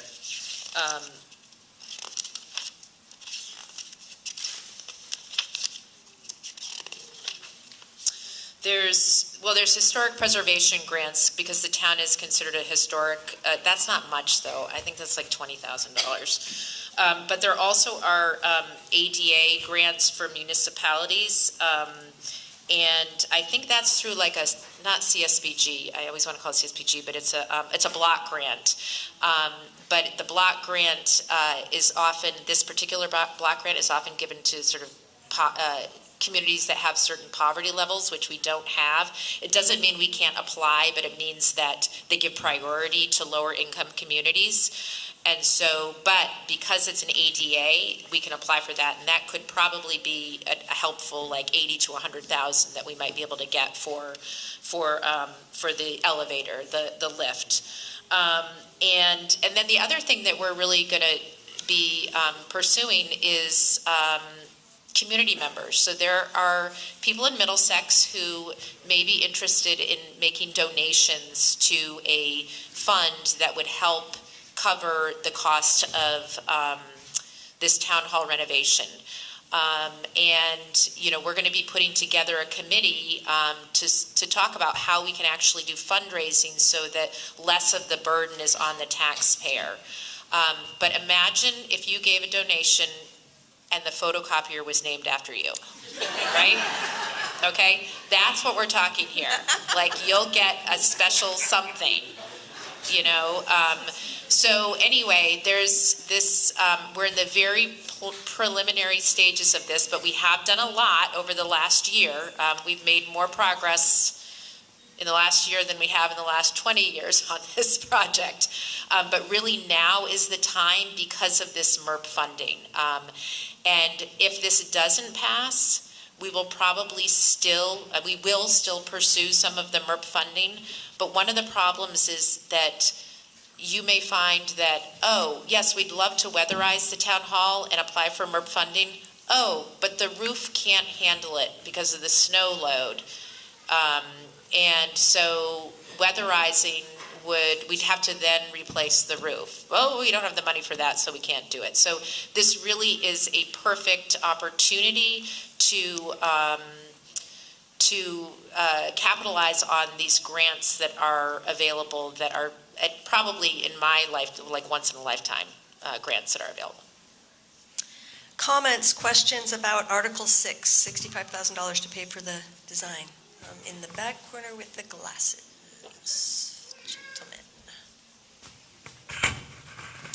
Randy Harward.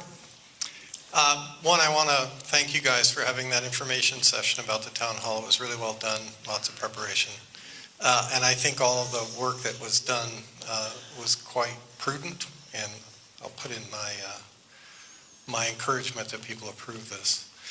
But I also just want to clarify, because it keeps coming up in comments. Whatever you're asking for when you're asking for money, I'm just clarifying. The town has a budget, and everything you do has to fit within the approved budget. And you're just asking for how that budget gets spent at times, but we're not ever talking about increasing on top of the budget some particular expenditure like this. I just wanted to clarify that. This is this 65,000 is in the special articles piece of the budget, and it's, if it passes, that's where you get that, am I right about that? The 11 point something percent, or no, that's on top, then on top of it are the special articles, right? So you'll see that with the special articles, does it say that, like what it would come to?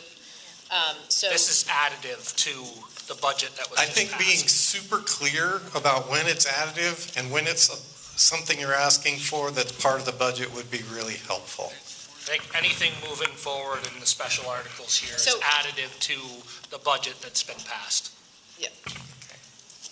But, okay, I just want to make it clear that on page 36 of your town report, so prior to 36 is sort of the operational piece of the town. Then there's a thing called special articles, which is what we're talking about here, right, on the floor. And so that town hall design is in here. And so then at the bottom, it says total budget plus special articles. If all of these special articles were to pass, it's a 15% increase. So if this doesn't pass, it'll be at 14%, or who knows, I don't know what this is. Yeah, it'd be 11%. So this is in there on Great, this page. thanks. Thank you. Oh, right next. Hi, Molly Wallner. I just had a couple of questions. I wasn't able to listen in. I know you guys had an information session on this. I did watch the video of the tour to understand better. First question was just about, it sounded like the vault needed more space, which it sounds like is storage for really important documents, I'm assuming. Yeah, so we're required by law to keep certain documents in the vault, like the town land records. Okay. So even if they're being so we're slowly That's what I was digitizing our wondering. town, but you still have to keep the hard Okay. copies in the vault. And so the vault itself can't be expanded, but there's a sort of a second vault in the design that's put someplace else in the building. Okay, so even with digitization, we need additional Unfortunately, space? yes, yeah. Okay. And we'd have to rent, we could potentially rent it someplace outside, but people do still come in, and not all of our records are digitized. I can't remember if that's true, but are all of our records digitized, Sarah? Just a second, Sarah, we can't quite hear you. I'm going to run a microphone. Oh, you're walking away from the, she's chasing you. Go, Tenzo, go, go, go. Wait, Sarah, He's right they're hearing behind a you. microphone. Hi, Linda. Sarah Merriman, Town Clerk. The records are digitized going back to 2001, but the legislature has failed to catch up with the idea that we're moving into a digital age. So absolutely everything needs a paper backup. I still print out indexes, indices, land records, and it does fill up. And I got a teeny weeny little amount of space left for some land records. I don't know what I'm going to be doing after that. So. Thanks, Sarah. Thank you. And then my second part to that question is that if we approve the 65,000 tonight, the renovation price tag, my understanding is around 2 million. Is that like minimum, or yeah, I guess is that minimum or like the nice to have kind of, or, because obviously we all know cost of everything is going up, so I'm just trying to understand, like, does the 65,000, if we approve, give us maybe a range of options to go for, or is the 2 million kind of like baseline and then from there kind of thing? Yeah, so 2 million is in today's dollars, and so this won't be happening today. So the price could go up, but it is, the design phase will allow us to get a better understanding of how much this will really cost. It could be less than 2 million. My guess is it will be more than 2 million. Dave, do you want to make any comments about that?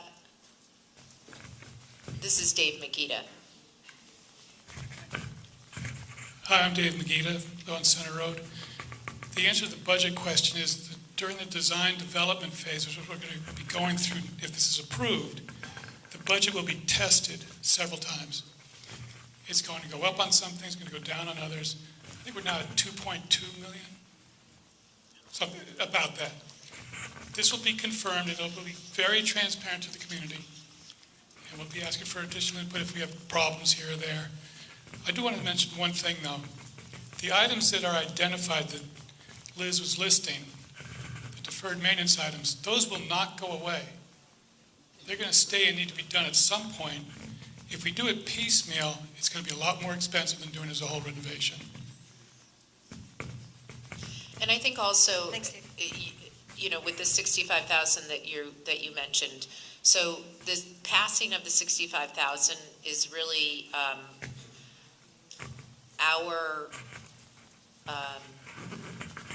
request to you is, do you want to move forward with this, right? And if this doesn't pass, that means that there's no renovation of a town hall, or at least right now there isn't.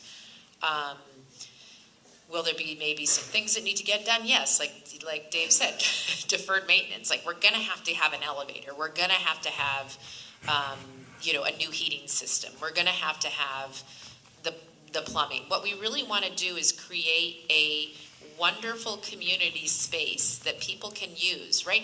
There used to be a time when you could use the school, and it was really easy to just go in and say, hey, I'd like to have a knitting class on Wednesday nights at the school. You can't do that anymore.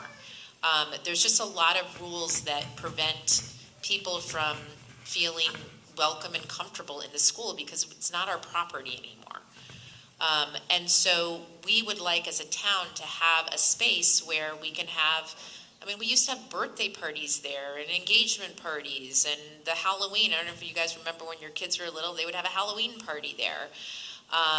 And, you know, this would offer the opportunity to have not only some private spaces for work to get done, like if someone's coming in and doing a tax, you know, having some questions about their taxes, there'll be a space that they can sit down with someone so that people aren't overhearing their conversations. There'll be a space where Sarah does all her land records stuff. There will be a meeting space for up to 40 people. We'll never be able to have town meeting there. That's a given. That's not what we're aiming for. But, if there's people that want to have a yoga class or something like that, there will be a space for that. And we want it to be a welcoming, modern and efficient community space. And if this passes, that's no guarantee that the bond is going to pass either, right? So if we do this design development, you're basically saying to us, we believe in this. And, if it comes back at 3 million, well, we may change our minds and say, no, we're not going to do this, right?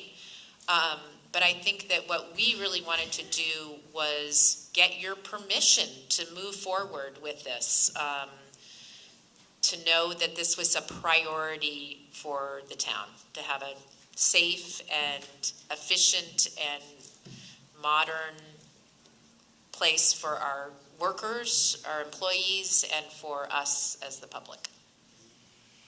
Other comments or questions on Article 6? Sorry, 8. Yes. Chris, sorry, you're waving to someone else? Chris McVeigh, and to follow up on Liz's comment about the school not being a welcoming place, I encourage you to make it a welcoming place. And, it is by policy supposed to be a welcoming place, and by easement for Middlesex residents, must be a welcoming place. So assert your right to do that, please. It's really disheartening to hear that it's not and should be. Second is, can we have some clarification? VPR tells me our town clerk's name is Susan Merriman, not Sarah. Can we have some clarification, please? It's a meld between Susan Clark and Sarah Merriman. The best of both worlds, I'll say. Thank you.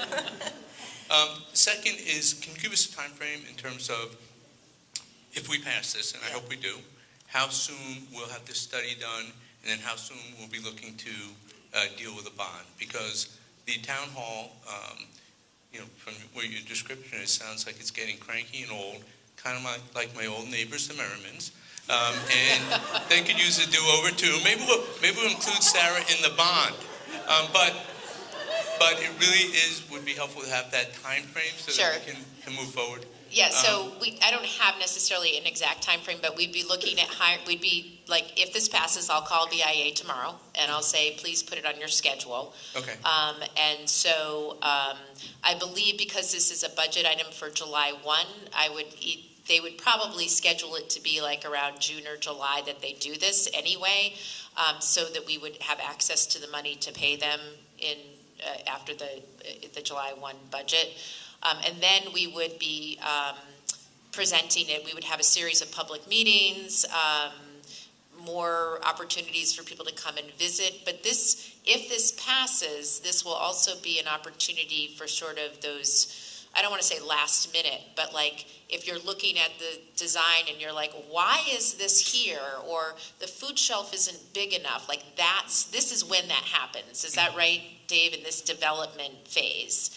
And it might be that the Energy Committee says, we really want to make sure that they hear from us about our recommendations for what kind of weatherization goes on, or what sort of heating system goes into the place. So then the November election, when we're going to have the most people, right, because that's a really big election, is when we would potentially be asking for a bond. And then, so bonds are given out in the spring and in the fall. They're only like twice a year through the state. So I have to go, I've met with them already to talk about this, but I have to go back to my notes to figure out like when we could actually pull on the money. But I think we'd be looking at because of the MERP funding as well, what are we now, 2024. So again, and contractors, right? Finding contractors to do this kind of work. We'd be looking at hopefully 2025, like the spring or summer of 2025. Can I combine my last two questions? One is, do we have to fix the elevator to be compliant with the ADA, first off? And second is, you said the heating system at the firehouse needs to be Yeah. replaced? Why is that since the firehouse is so new? It's not that new. Jeff, do you want to talk about that? Microphone for Jeff Koons right here. It's an on-demand boiler system, and the life expectancy of those is about 10 years. We're at the 10-year point. Designed obsolescence It's been of a that while. system. And we're also looking at, just so you guys know, some of you may not be aware that there's a fire station bond that is still, that we still pay on every year. And we might be able to get somewhat creative with the Vermont Bond Bank to not have too much of an overlap, if at all, with the fire station, because there's a few years left of the fire station. I want to say there's like 4 years left. And so that the transition would be, and I can't tell you, and we don't know how much it would cost per voter to put in 2 million. I can't tell you that number now. But it might be a nice sort of transition and less hard on the voters to move into the town hall bond once the fire station bond is over. Other comments or questions about Article 8? Yes, one more here. I think this has been. Your name? Oh, Charles Cook. Charles I think this has been answered previously when you pursued, what you wanted to do with the town hall. But just as a consideration for here, what would be building a new town hall? Is that a cost that we've already figured out if we were to Do you want to talk renovate? about that, Dave? Dave Magida. She's right. The budget, we presented several different options to the select board. To renovate the building with an addition, or to build new. And the good news, there's not all bad news about the town hall. There is some good news, and that's that structurally the building is very sound. So that made a renovation very attractive to us. The difference between the renovation and a new building is at least $500,000 more for the new building. And the MERP money, it can only be used for existing buildings. So that is potentially, depending on how much money and how many towns are applying, we could potentially utilize an entire $500,000 towards this that you wouldn't be able to do with a new building. Randy, were you done, Dave? Okay, Randy. I'd say, actually, this is for Dave. Dave, can you clarify as to whether or not that $500,000, if purchasing a new site, a plot of land for a new building was included in that or not? No, the purchase of the land was not included. It's just a new building. Vic. Dave, did they consider selling the existing town hall and what that revenue would do to the cost? No. Other comments or questions on Article 8? Right here. Thank you. Enrique Bueno, Energy. Sorry, your name? Enrique Bueno, Energy, Middlesex Energy Committee. With any renovations you want to do and any weatherizations that you want to do, it's vital to have a roadmap. And what this budget is going to provide us is the roadmap to what we have to do and how to do it best. And we will also provide the basics for going out and bidding with the contractors. So this renovation is vital for the people that are working there. The radon is not confined into the vault. No gas stays in one place. It goes all over the place. So our previous town clerks, they all contracted cancer, most likely from being sitting there in that environment. There is absolutely no ventilation in those offices. So the all new renovation considers adequate ventilation, which most of our buildings don't have. So that is one of the main issues with that, aside from also the flexibility on the flow of the people working there, of their the way they are storing our information. At this point, if you go and do the tour, you see that our information is being stored all the way, all over the place without any kind of safety. Anybody can basically go and fish into our private files and get them. So all these things are going to be considered into the renovation. And the design phase is basically what gives us the roadmap to do the whole thing in a proper way. Because any patchwork is going to cost us more. Patchwork and weatherization and renovations, they are just stumble blocks to the final work. Because most of the time, when we do patchwork, it's going to be a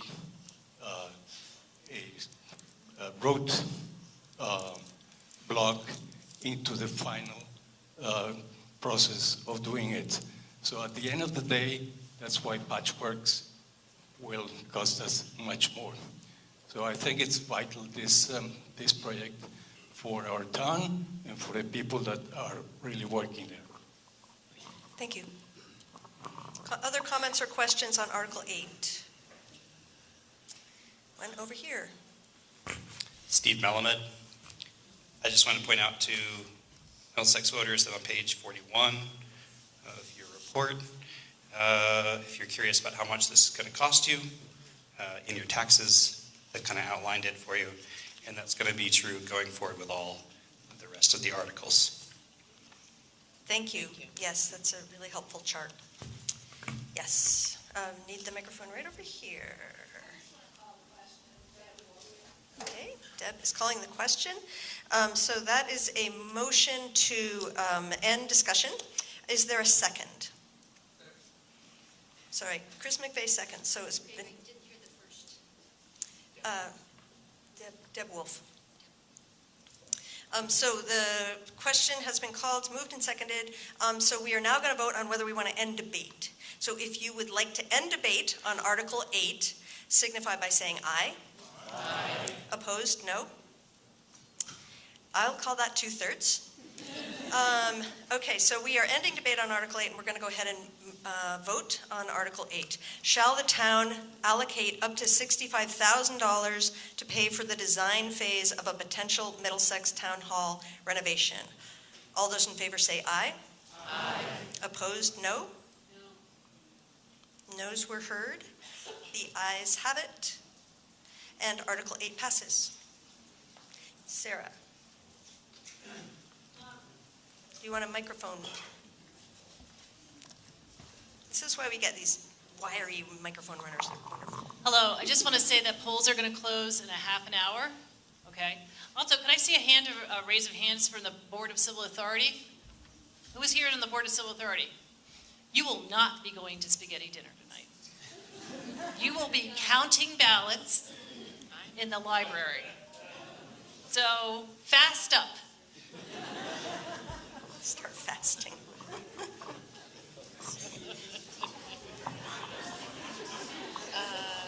So if you want to cast a ballot in the election today, you have 25 minutes to do so. All right. So we have moved on to Article 9. Shall the town voters appropriate the sum of $2,500 to the Middlesex Conservation Fund? Is there a motion on Article 9? Mary Skinner moves. Is there a second? Julie Moore seconds. And you people are being bad. You need to not tax my brain. You have to say your names. All right, so Article 9 has been moved and seconded to appropriate the sum of $2,500 to the Middlesex Conservation Fund. Is there discussion? Anyone from the Conservation Fund want to know? Guys, feeling good? Okay. We're ready for the question. All those in favor of appropriating the sum of $2,500 to the Middlesex Conservation Fund signify by saying aye. Aye. Opposed, no. The ayes have it. Article 9 is passed. Okay, and a reminder that in the town report, all the reports from the organizations asking for money in Articles 10 through 17 appear in order in your town report, which is like so super handy. You can just go flip. So thank you for the people who created the town report. This one starts on page 67. Article 10, shall the town voters appropriate expenditures of $850 to support the Central Vermont Council on Aging? Is there a motion on Article 10? Nice and loud, Sarah, your name. Sarah Seidman moves Article 10. Is there a second on Article 10? Dave Lawrence seconds. Article 10 has been moved and seconded. $850 to support the Central Vermont Council on Aging. Is there discussion? Wendy needs a microphone. I can just say that I'm almost 64 and I have to figure out Medicare, and I called and made an appointment, and she was so smart at explaining something that I had absolutely no ability to digest. So it's a great organization. Thank you. Other discussion on Article 10? All right, ready for the question. Shall the town voters appropriate expenditures of $850 to support the Central Vermont Council on Aging? All those in favor say aye. Aye. Opposed, no. And Article 10 is passed. Article 11, shall the town voters authorize expenditures of $4,500 to support Central Vermont Home Health and Hospice? Is there a motion on Article 11? Kim Bolduc moves, and Mary Beth Demansky seconds. Article 11, shall the town voters authorize expenditures of $4,500 to support Central Vermont Home Health and Hospice? Any discussion? No? Seeing none? We will vote. Shall the town voters authorize expenditures of $4,500 to support Central Vermont Home Health and Hospice? All those in favor say aye. Aye. Opposed, no. The ayes have it, and Article 11 passes. Article 12, shall the town voters authorize expenditures of $3,580? Say that right? 35,000, yeah, I said that wrong. $35,580 to support the Kellogg Hubbard Library. Is there a motion on Article 12? Sarah Seidman moves, and Sarah, seconded by Mary Beth Demansky. Article 12, shall the town voters authorize expenditures of $35,580 to support the Kellogg Hubbard Library? Is there discussion on the library? Sarah. Sarah would like a microphone.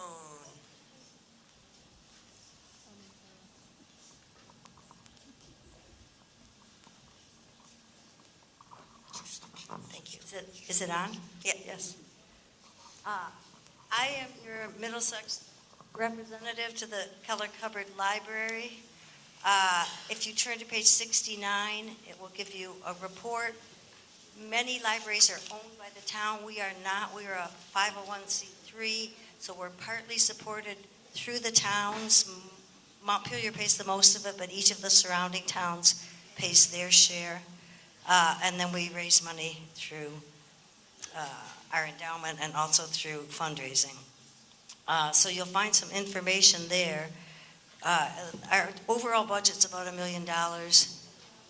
We have 13 employees. We suffered almost $1.5 million of damage in the flood. None of that is being paid for in this request to you. This is our request for our operating funds. We have the second highest, what's the name for it? The second highest circulation in the state, in Kellogg Hubbard Library. It offers many, many programs. I urge you, if you haven't been there, it's not just books. It's audio tapes, it's places to get in out of the cold, it's public bathrooms, which Montpelier suffers from a lack of.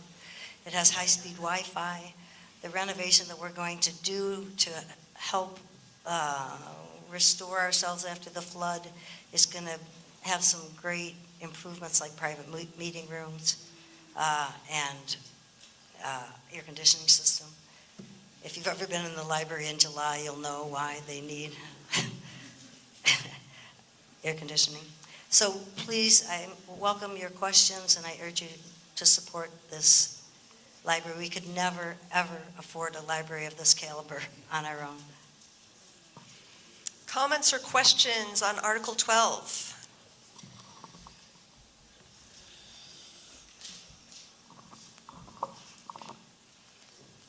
Hearing none, we will vote on Article 12.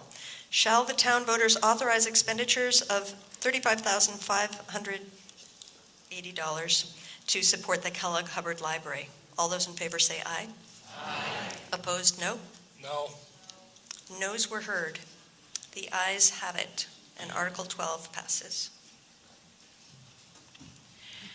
Article 13, shall the town voters authorize expenditures of $4,000 to support the Montpelier Senior Activity Center? Is there a motion on Article 13? Mitch Wachowski moves. Is there a second? Nice and loud. Eric Benedict seconds Article 13 to authorize expenditures of $4,000 to support the Montpelier Senior Activity Center. Discussion on Article 13. No. All right. We will move on to voting on Article 13. $4,000 to support the Montpelier Senior Activity Center. All those in favor say aye.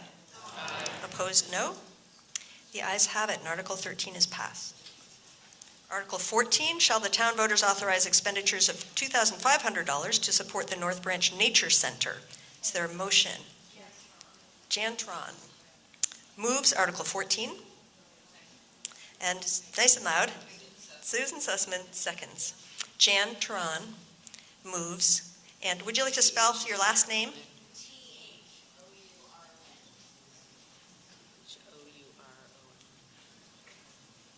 She's doubting that spelling. We'll circle back. What's that? Jan? Jan moved. Yes, moved and seconded by Susan Sussman. We will go down in history. Thank you.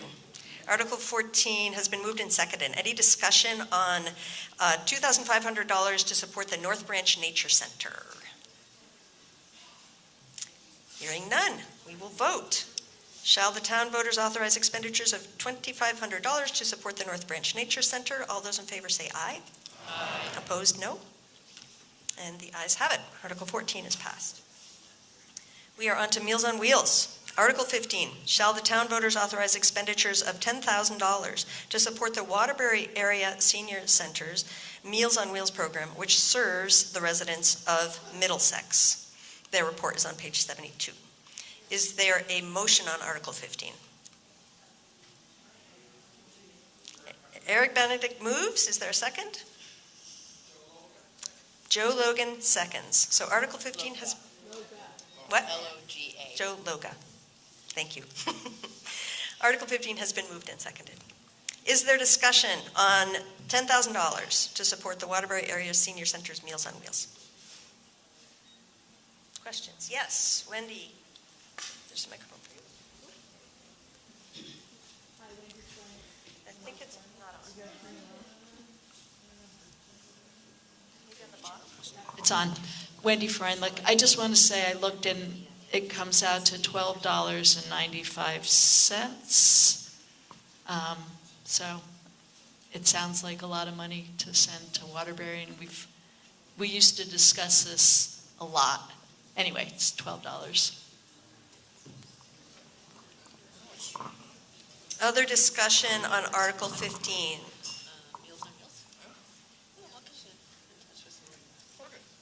Questions or comments? All right, hearing none. Shall the town voters authorize expenditures of $10,000 to support the Waterbury Area Senior Centers Association's Meals on Wheels program, which serves the residents of Middlesex? All those in favor say aye. Aye. Opposed, no. Noes were heard. The ayes have it. Article 15 is passed. Article 16. Shall the town voters authorize expenditures of $1,500 to Youth First Mentoring?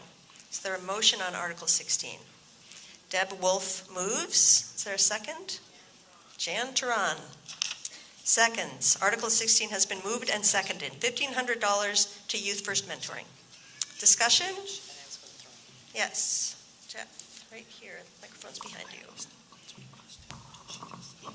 Jeff Coons, in the past, we've gotten how many Middlesex people were served by this? Also, from reading the description of it, it seems like the $1,500 goes purely towards administrative cost, and there's no mention of how many actual Middlesex youth. The last time we had town meeting, there was a mix of Middlesex and Montpelier youth from going from our portion of this. So I'd like to hear as to how much of this is actually administrative costs, because I don't think the mentors get paid at all, and then how many actual Middlesex children are involved in this. Is there somebody here from Youth First who would like to respond to that? Deb? Deb? Yes, there's a microphone right behind you. Thanks, Tenzo. Hi, Deb Wolf. I have been an advisory board, closer? I've been an advisory board member of Youth First Mentoring, previously known as Girls Boys First. We recently changed the name to be more all-inclusive. We have about 18 mentor pairs. It's true, they're not all from Middlesex. They're from Montpelier, East Montpelier, Berlin. We have 6 mentors and mentees, including Mary Beth Demansky, who may speak as well. When you say administrative costs, the $1,500 is going towards operating costs. We have about a $68,000 budget to run the program, and we do have to pay our director to run the program. So yes, this is going towards operating costs. I wouldn't necessarily call it administrative costs, but she's got to screen the pairs and get them together with activities. And I wonder if Mary Beth wants to add a little. Also, we're always looking for new mentors, and if anybody's interested, I have some brochures right here. Mary Beth Demansky. Thank you. Yes. Can you hear me? Yes. I have had the pleasure of being a mentor for 10 years now with the same kiddo.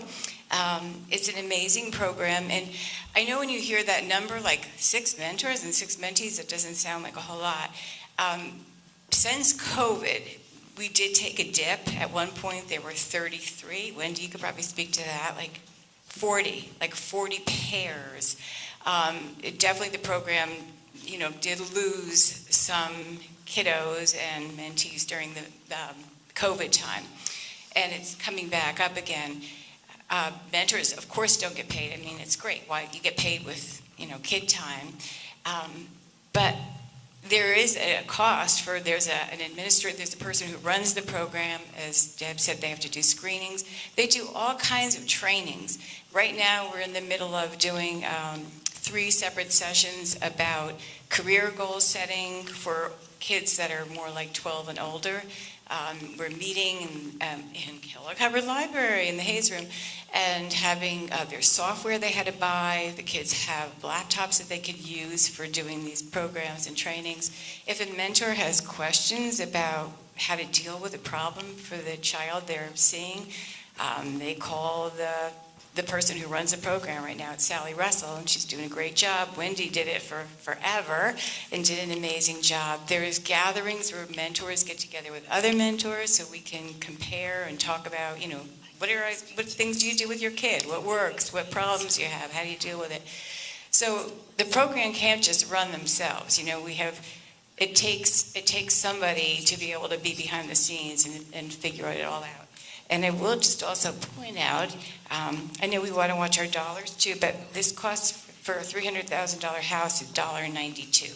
So If your home is valued at $300,000, it will cost you $1.92 for the year. So cheaper than 2 hours of parking if you're putting the money in the meter in Montpelier. So anyway. Thank you. Other comments or questions about Article 16? Wendy? Yeah. Microphone coming up behind you. I just want to say that I did run Girls and Boys First Mentoring for 23 years.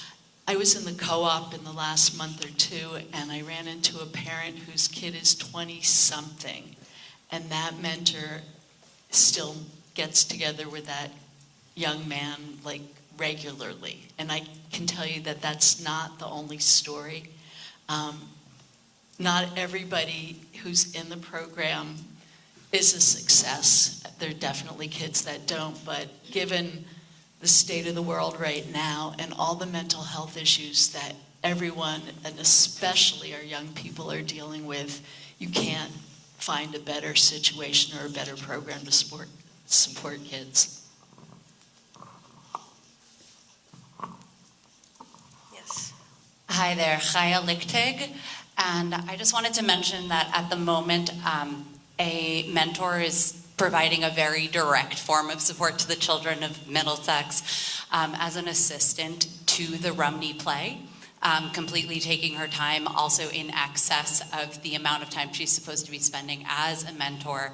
And she's been a huge asset to us and to not just the child she's mentoring, but many, many Middlesex Rumney students. So.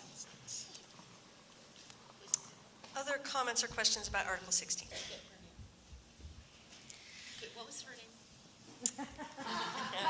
Your name, nice and loud. C-H-A-Y-A-H, last name L-I-C-H-T-I-G. I don't think we got that. But. No, I just find out. Okay. Close enough, Linda? No? C-H-A-Y-A-H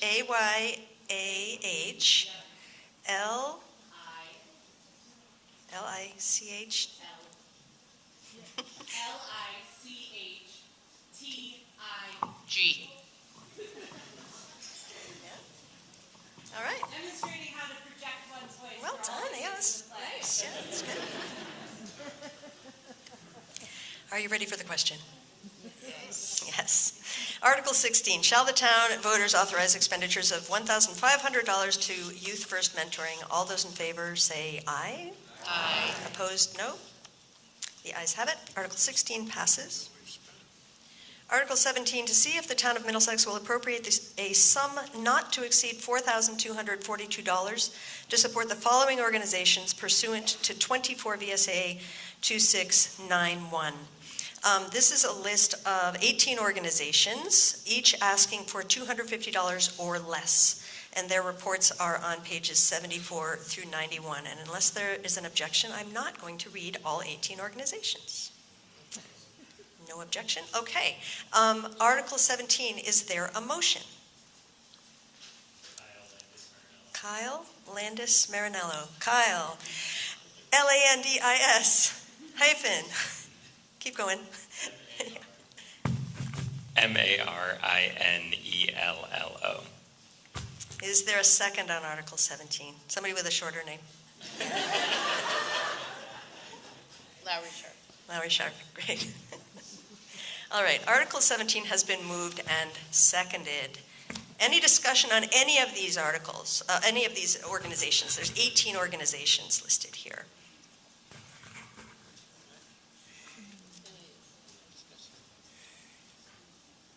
No? Okay. Article 17, to see if the town of Middlesex will appropriate a sum not to exceed $4,242 to support the 18 organizations listed. All those in favor say aye. Aye. Opposed, no. The ayes have it, and Article 17 has passed. Okay, here's a juicy one. I don't know what this means. Article 18. Shall the town vote to eliminate the office of constable pursuant to 17 VSA 2651A, subsection D? Is there a motion on Article 18? So moved. Okay, and is there a second? Jeff Koons Jeff Koons, Mr. Safety, wants to get rid of the constable. I can't wait to hear about this. I just said to Randy, I don't know what this article means. Okay, so I think it's Liz just- has moved and Jeff Koons has seconded. Let us help Linda out here. Article 18, the town vote to eliminate the office of constable. Sarah's going to talk about it. Sarah would like to talk about this. Give the lady a microphone.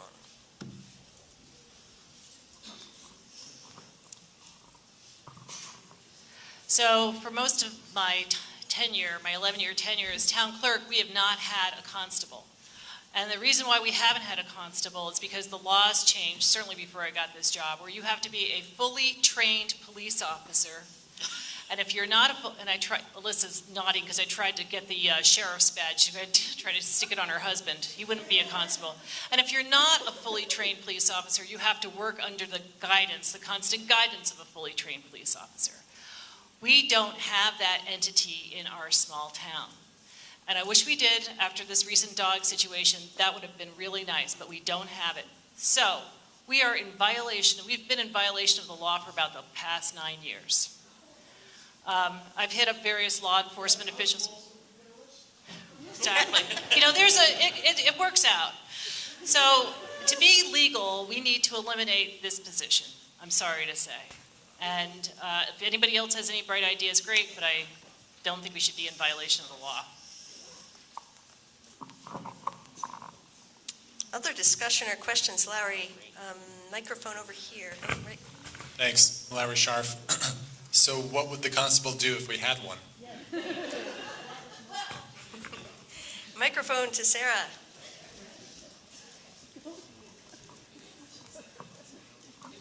You may have read a Front Porch Forum story about dogs running around on French Road and McCullough Hill Road. And we have had problems where in that situation, we needed to send 2 people in town to deliver a notice, of official notice, that they were going to have to face a dog hearing. In order to do that, I would have to hire a sheriff. The sheriff would take 2 days to process, and that would not give us enough time to warn the dog owners. So what we did was we sent Vic and Dr. Penny, 2 unthreatening yet strong and able men, to go down the driveway and deliver the notice. And we are going to have to deliver another notice on the result of this dog hearing. And that's another time it would be nice to have a constable. A constable really goes well with an animal control officer because you never know what you're going to get at the house.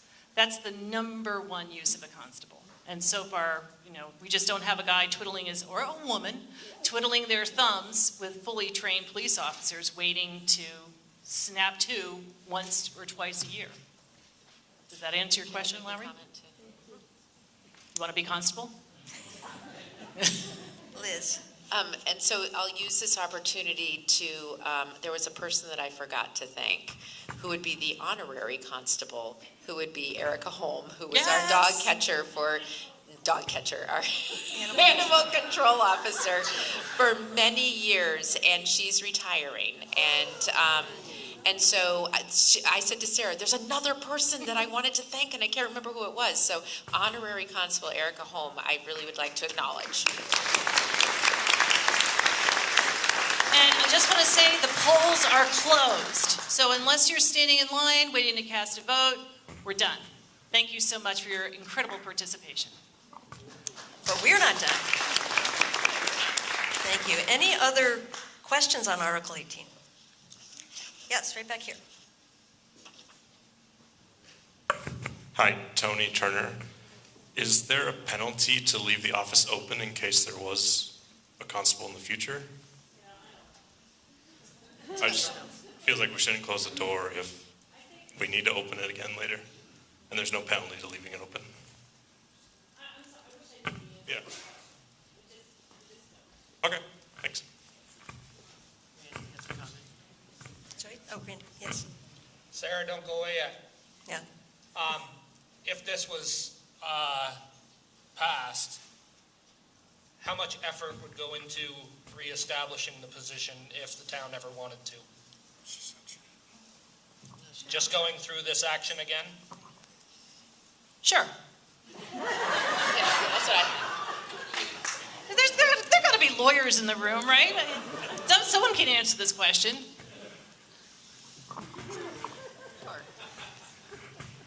There are lawyers in the room, they're hiding. Okay. Kyle's a lawyer. Kyle Landis-Marinello. I just want to note it's momentous that lawyers were encouraged to speak at town meeting. And still no answer. All right, at least that was free.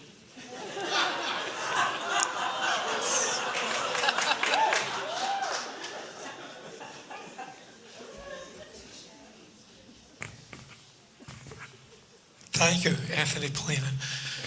I'm not a lawyer, so just be thankful for that. I did serve in the Senate for a number of years, and I served on the Government Operations Committee. I was vice chair of that committee. And we dealt a lot with the duties of sheriffs and law enforcement in that committee. And to tell you the truth, constables became kind of a joke in the committee. There are a lot of towns who don't have constables. And we desperately tried to get a constable to come in and testify in our committee as to what constables did and what they should be doing. To this day, we have not yet found, I don't serve in it anymore. But we never found a constable. It became a joke in the committee. Every time we had a hard time finding a witness, we'd say, well, we should go find a constable. So I don't think we'll be missing much by voting for this. Yes, right here. This way. Oh, there we go. Thank you. Todd Delos, recovering lawyer. 17 VSA 2651A, subsection D3. A vote to eliminate the office of constable shall remain in effect until rescinded by a majority vote of the registered voters present and voting at an annual meeting warned for that purpose. It would appear we can just undo it later. Nice. The internet.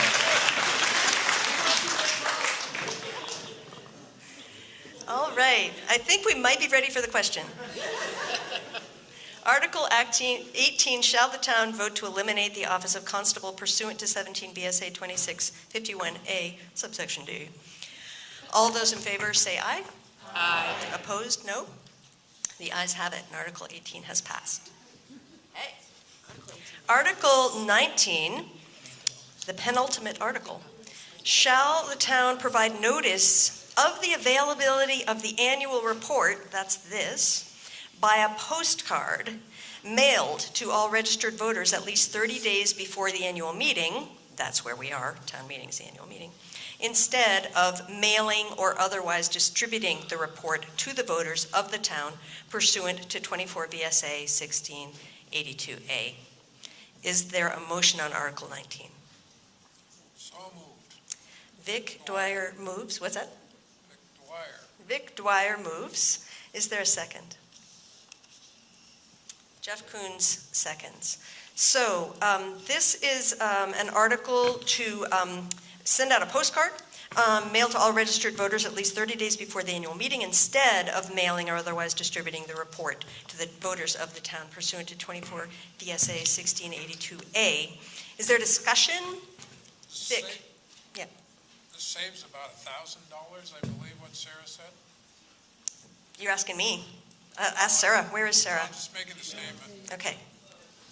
Okay, lean right in. She ran away. So. Okay, Sarah would be a really good person to have, because I think there will be other questions on this as well, if somebody could go. She ran away with ballots. I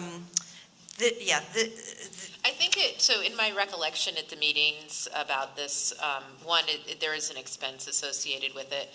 I want to say it's actually closer to $2,000 for, printing and designing and mailing out. And so I think this would allow us to send out postcards, and if you wanted one sent to you, you could. Or you could go to the town hall and pick one up. So it's not that I don't think they're going to necessarily, we're not going to have them all. Sarah, do you want to speak to this? Like, will these still be available, but just not as many if we don't mail them out? Yeah. You want to explain how this There would she work, comes. Sarah? Turn that on.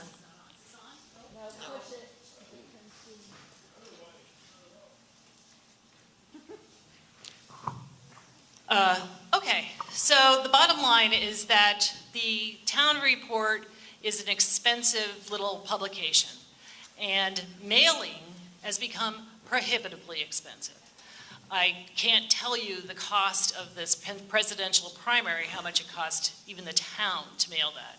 So, considering that the town report is online, we put it up online as soon as possible, considering that most people, in my experience, pick up the town report in the office. Sometimes they'll just come by, pay their taxes, and we can have, I would like to have stacks of town reports, people could pick them up.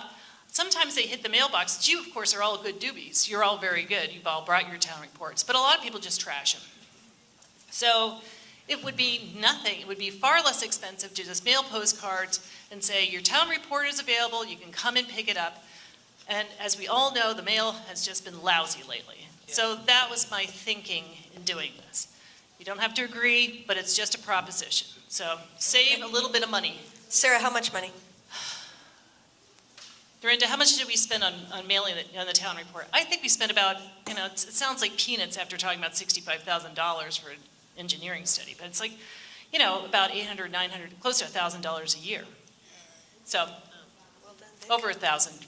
The treasurer says over 1,000. The former treasurer, as of right now. Right behind you, Sarah Seidman has a question for you. The two Sarahs. Yes. I think that this is an important way to get an informed electorate. And I think you're going to really diminish the number of people that can take a look at this report in their home with the delayed mail service and be able to see what our town is doing in detail. It's an extremely valuable publication. As a member of the Historical Society, I can tell you we've been putting them out for 247 years or something like that. We've always had a town report, and I would like it to be widely available. Okay, yep. Bennett Shapiro? Sorry, but $1,000 seems like a bargain. Okay, Chris McVeigh? I can't stop my collection now. and Sarah, the town clerk's job is lonely, but having people come pick it up is not going to make it less lonely. I'm sorry. So I hope we vote this down. Other comments? Nancy Riley back here. Nancy Riley. Could we have it as an opt-out instead of an opt-in? That way people who are not used to get, don't care if they get it, can opt out, and it won't be mailed to them, and other folks who really enjoy it can still get it. No, that's too much work for Sarah. Sounds like a record-keeping nightmare.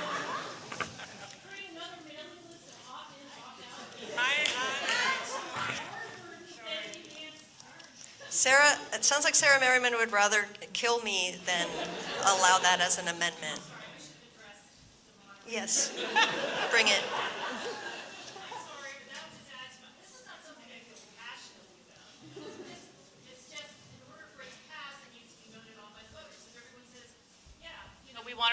We want these mailed to our house. Oh, go ahead. So it's not like I'm going to go home and cry.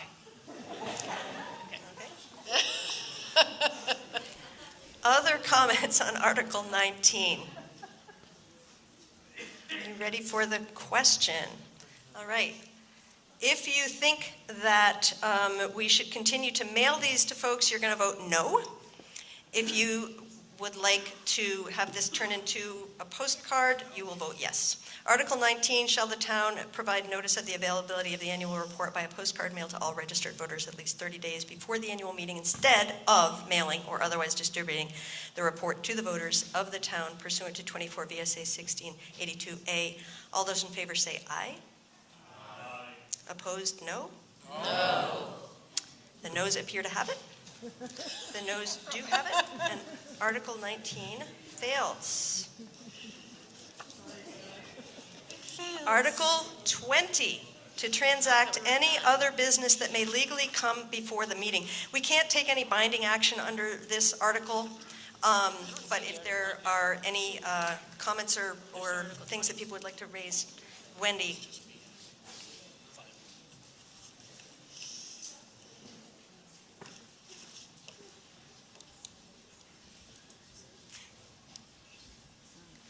works.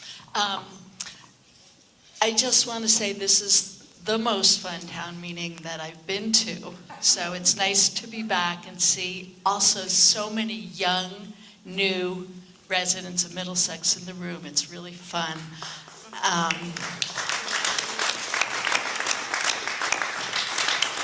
And I've been very entertained by the humor. So being the phonologist that I am, I want to just let people know there's a really fun trivia night down at the filling station on Monday nights, every Monday. Yes, and that too over there on the winning team every week. And I'm on the losing team every week, and it's still fun. And also that the open mic night at the local, at the wine shop next to Red Hen, has also been really fun, and it's been a lot of the same people every time. Lots of guys playing guitars, and one or two women, and some improv people sometimes, and storytellers. But it's also really fun. It's a small space, but there's a lot of talent in the room. And my last but not least is that if Chris McFay is actually right, and it is possible to use Rumney Auditorium without 10,000 pieces of hoop jumping, jumping through hoops, it would be really fun to do a talent night. So if anybody's interested in sort of organizing a Middlesex talent night, we could raise money for like a fire truck or I don't know. Anyway, that's it. Thank you. Come see me. Other comments under other business? Yes, Adrienne. I'm Adrienne Megida, and I just want to reiterate what Liz said about thanking the people in town, the town crew, the select board, Sarah and Dorinda and Cheryl, and all the people that work tirelessly day in and day out, and we have no idea how hard they've worked this year for us. And I just want to give them another thank you, even though they're not here. And the listers.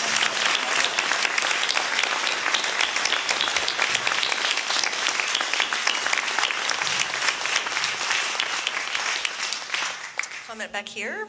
Yes?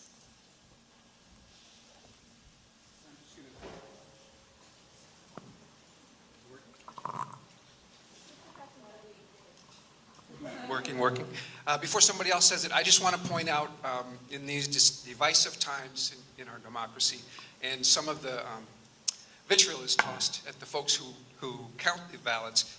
I saw Sarah chase a guy out the front door earlier tonight to make sure he came back in and did things properly so that everything would be up to snuff. And I just think that that's a really good observation for us to all make, and I'm grateful. Thanks to our election officials.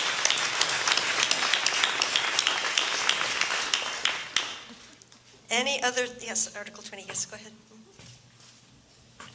Cynthia Martin. I just want to say thank you for the great slideshow that highlights Middlesex. Things to laugh at, things to cry about, just things to really enjoy. Thank you. That beautiful slideshow made by Lowry Scharf and Mark Bushnell is available out in the, you can see it in the hallway as well as on the Middlesex website, made with photos from all over, from photographers all over Middlesex. Thanks, Cynthia. Any other comments under Article 20, Sarah?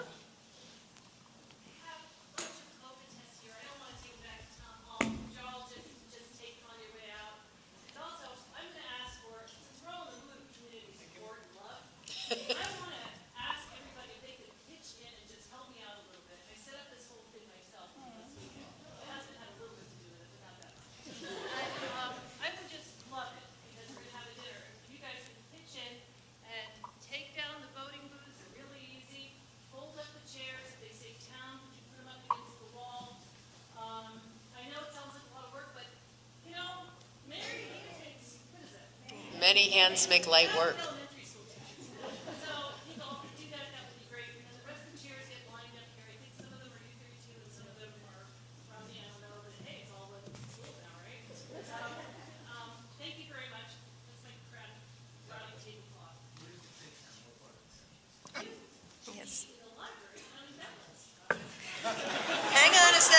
folks, hang on one more second here. Before we adjourn, write any comments that you want to on the evaluation forms, or if you don't want to write them, turn them in anyway. We'll use them next year. Thank you to Kimberly Hagan, our microphone runners, Bella Sermonara, Lila Crowley, Liz Kurtz, Stenzo Landis Marinello, Sheila Brady. Thanks, microphone runners. You rock. Love you. Ela, sorry. All right, great. And stick around for dinner. Thanks, everyone.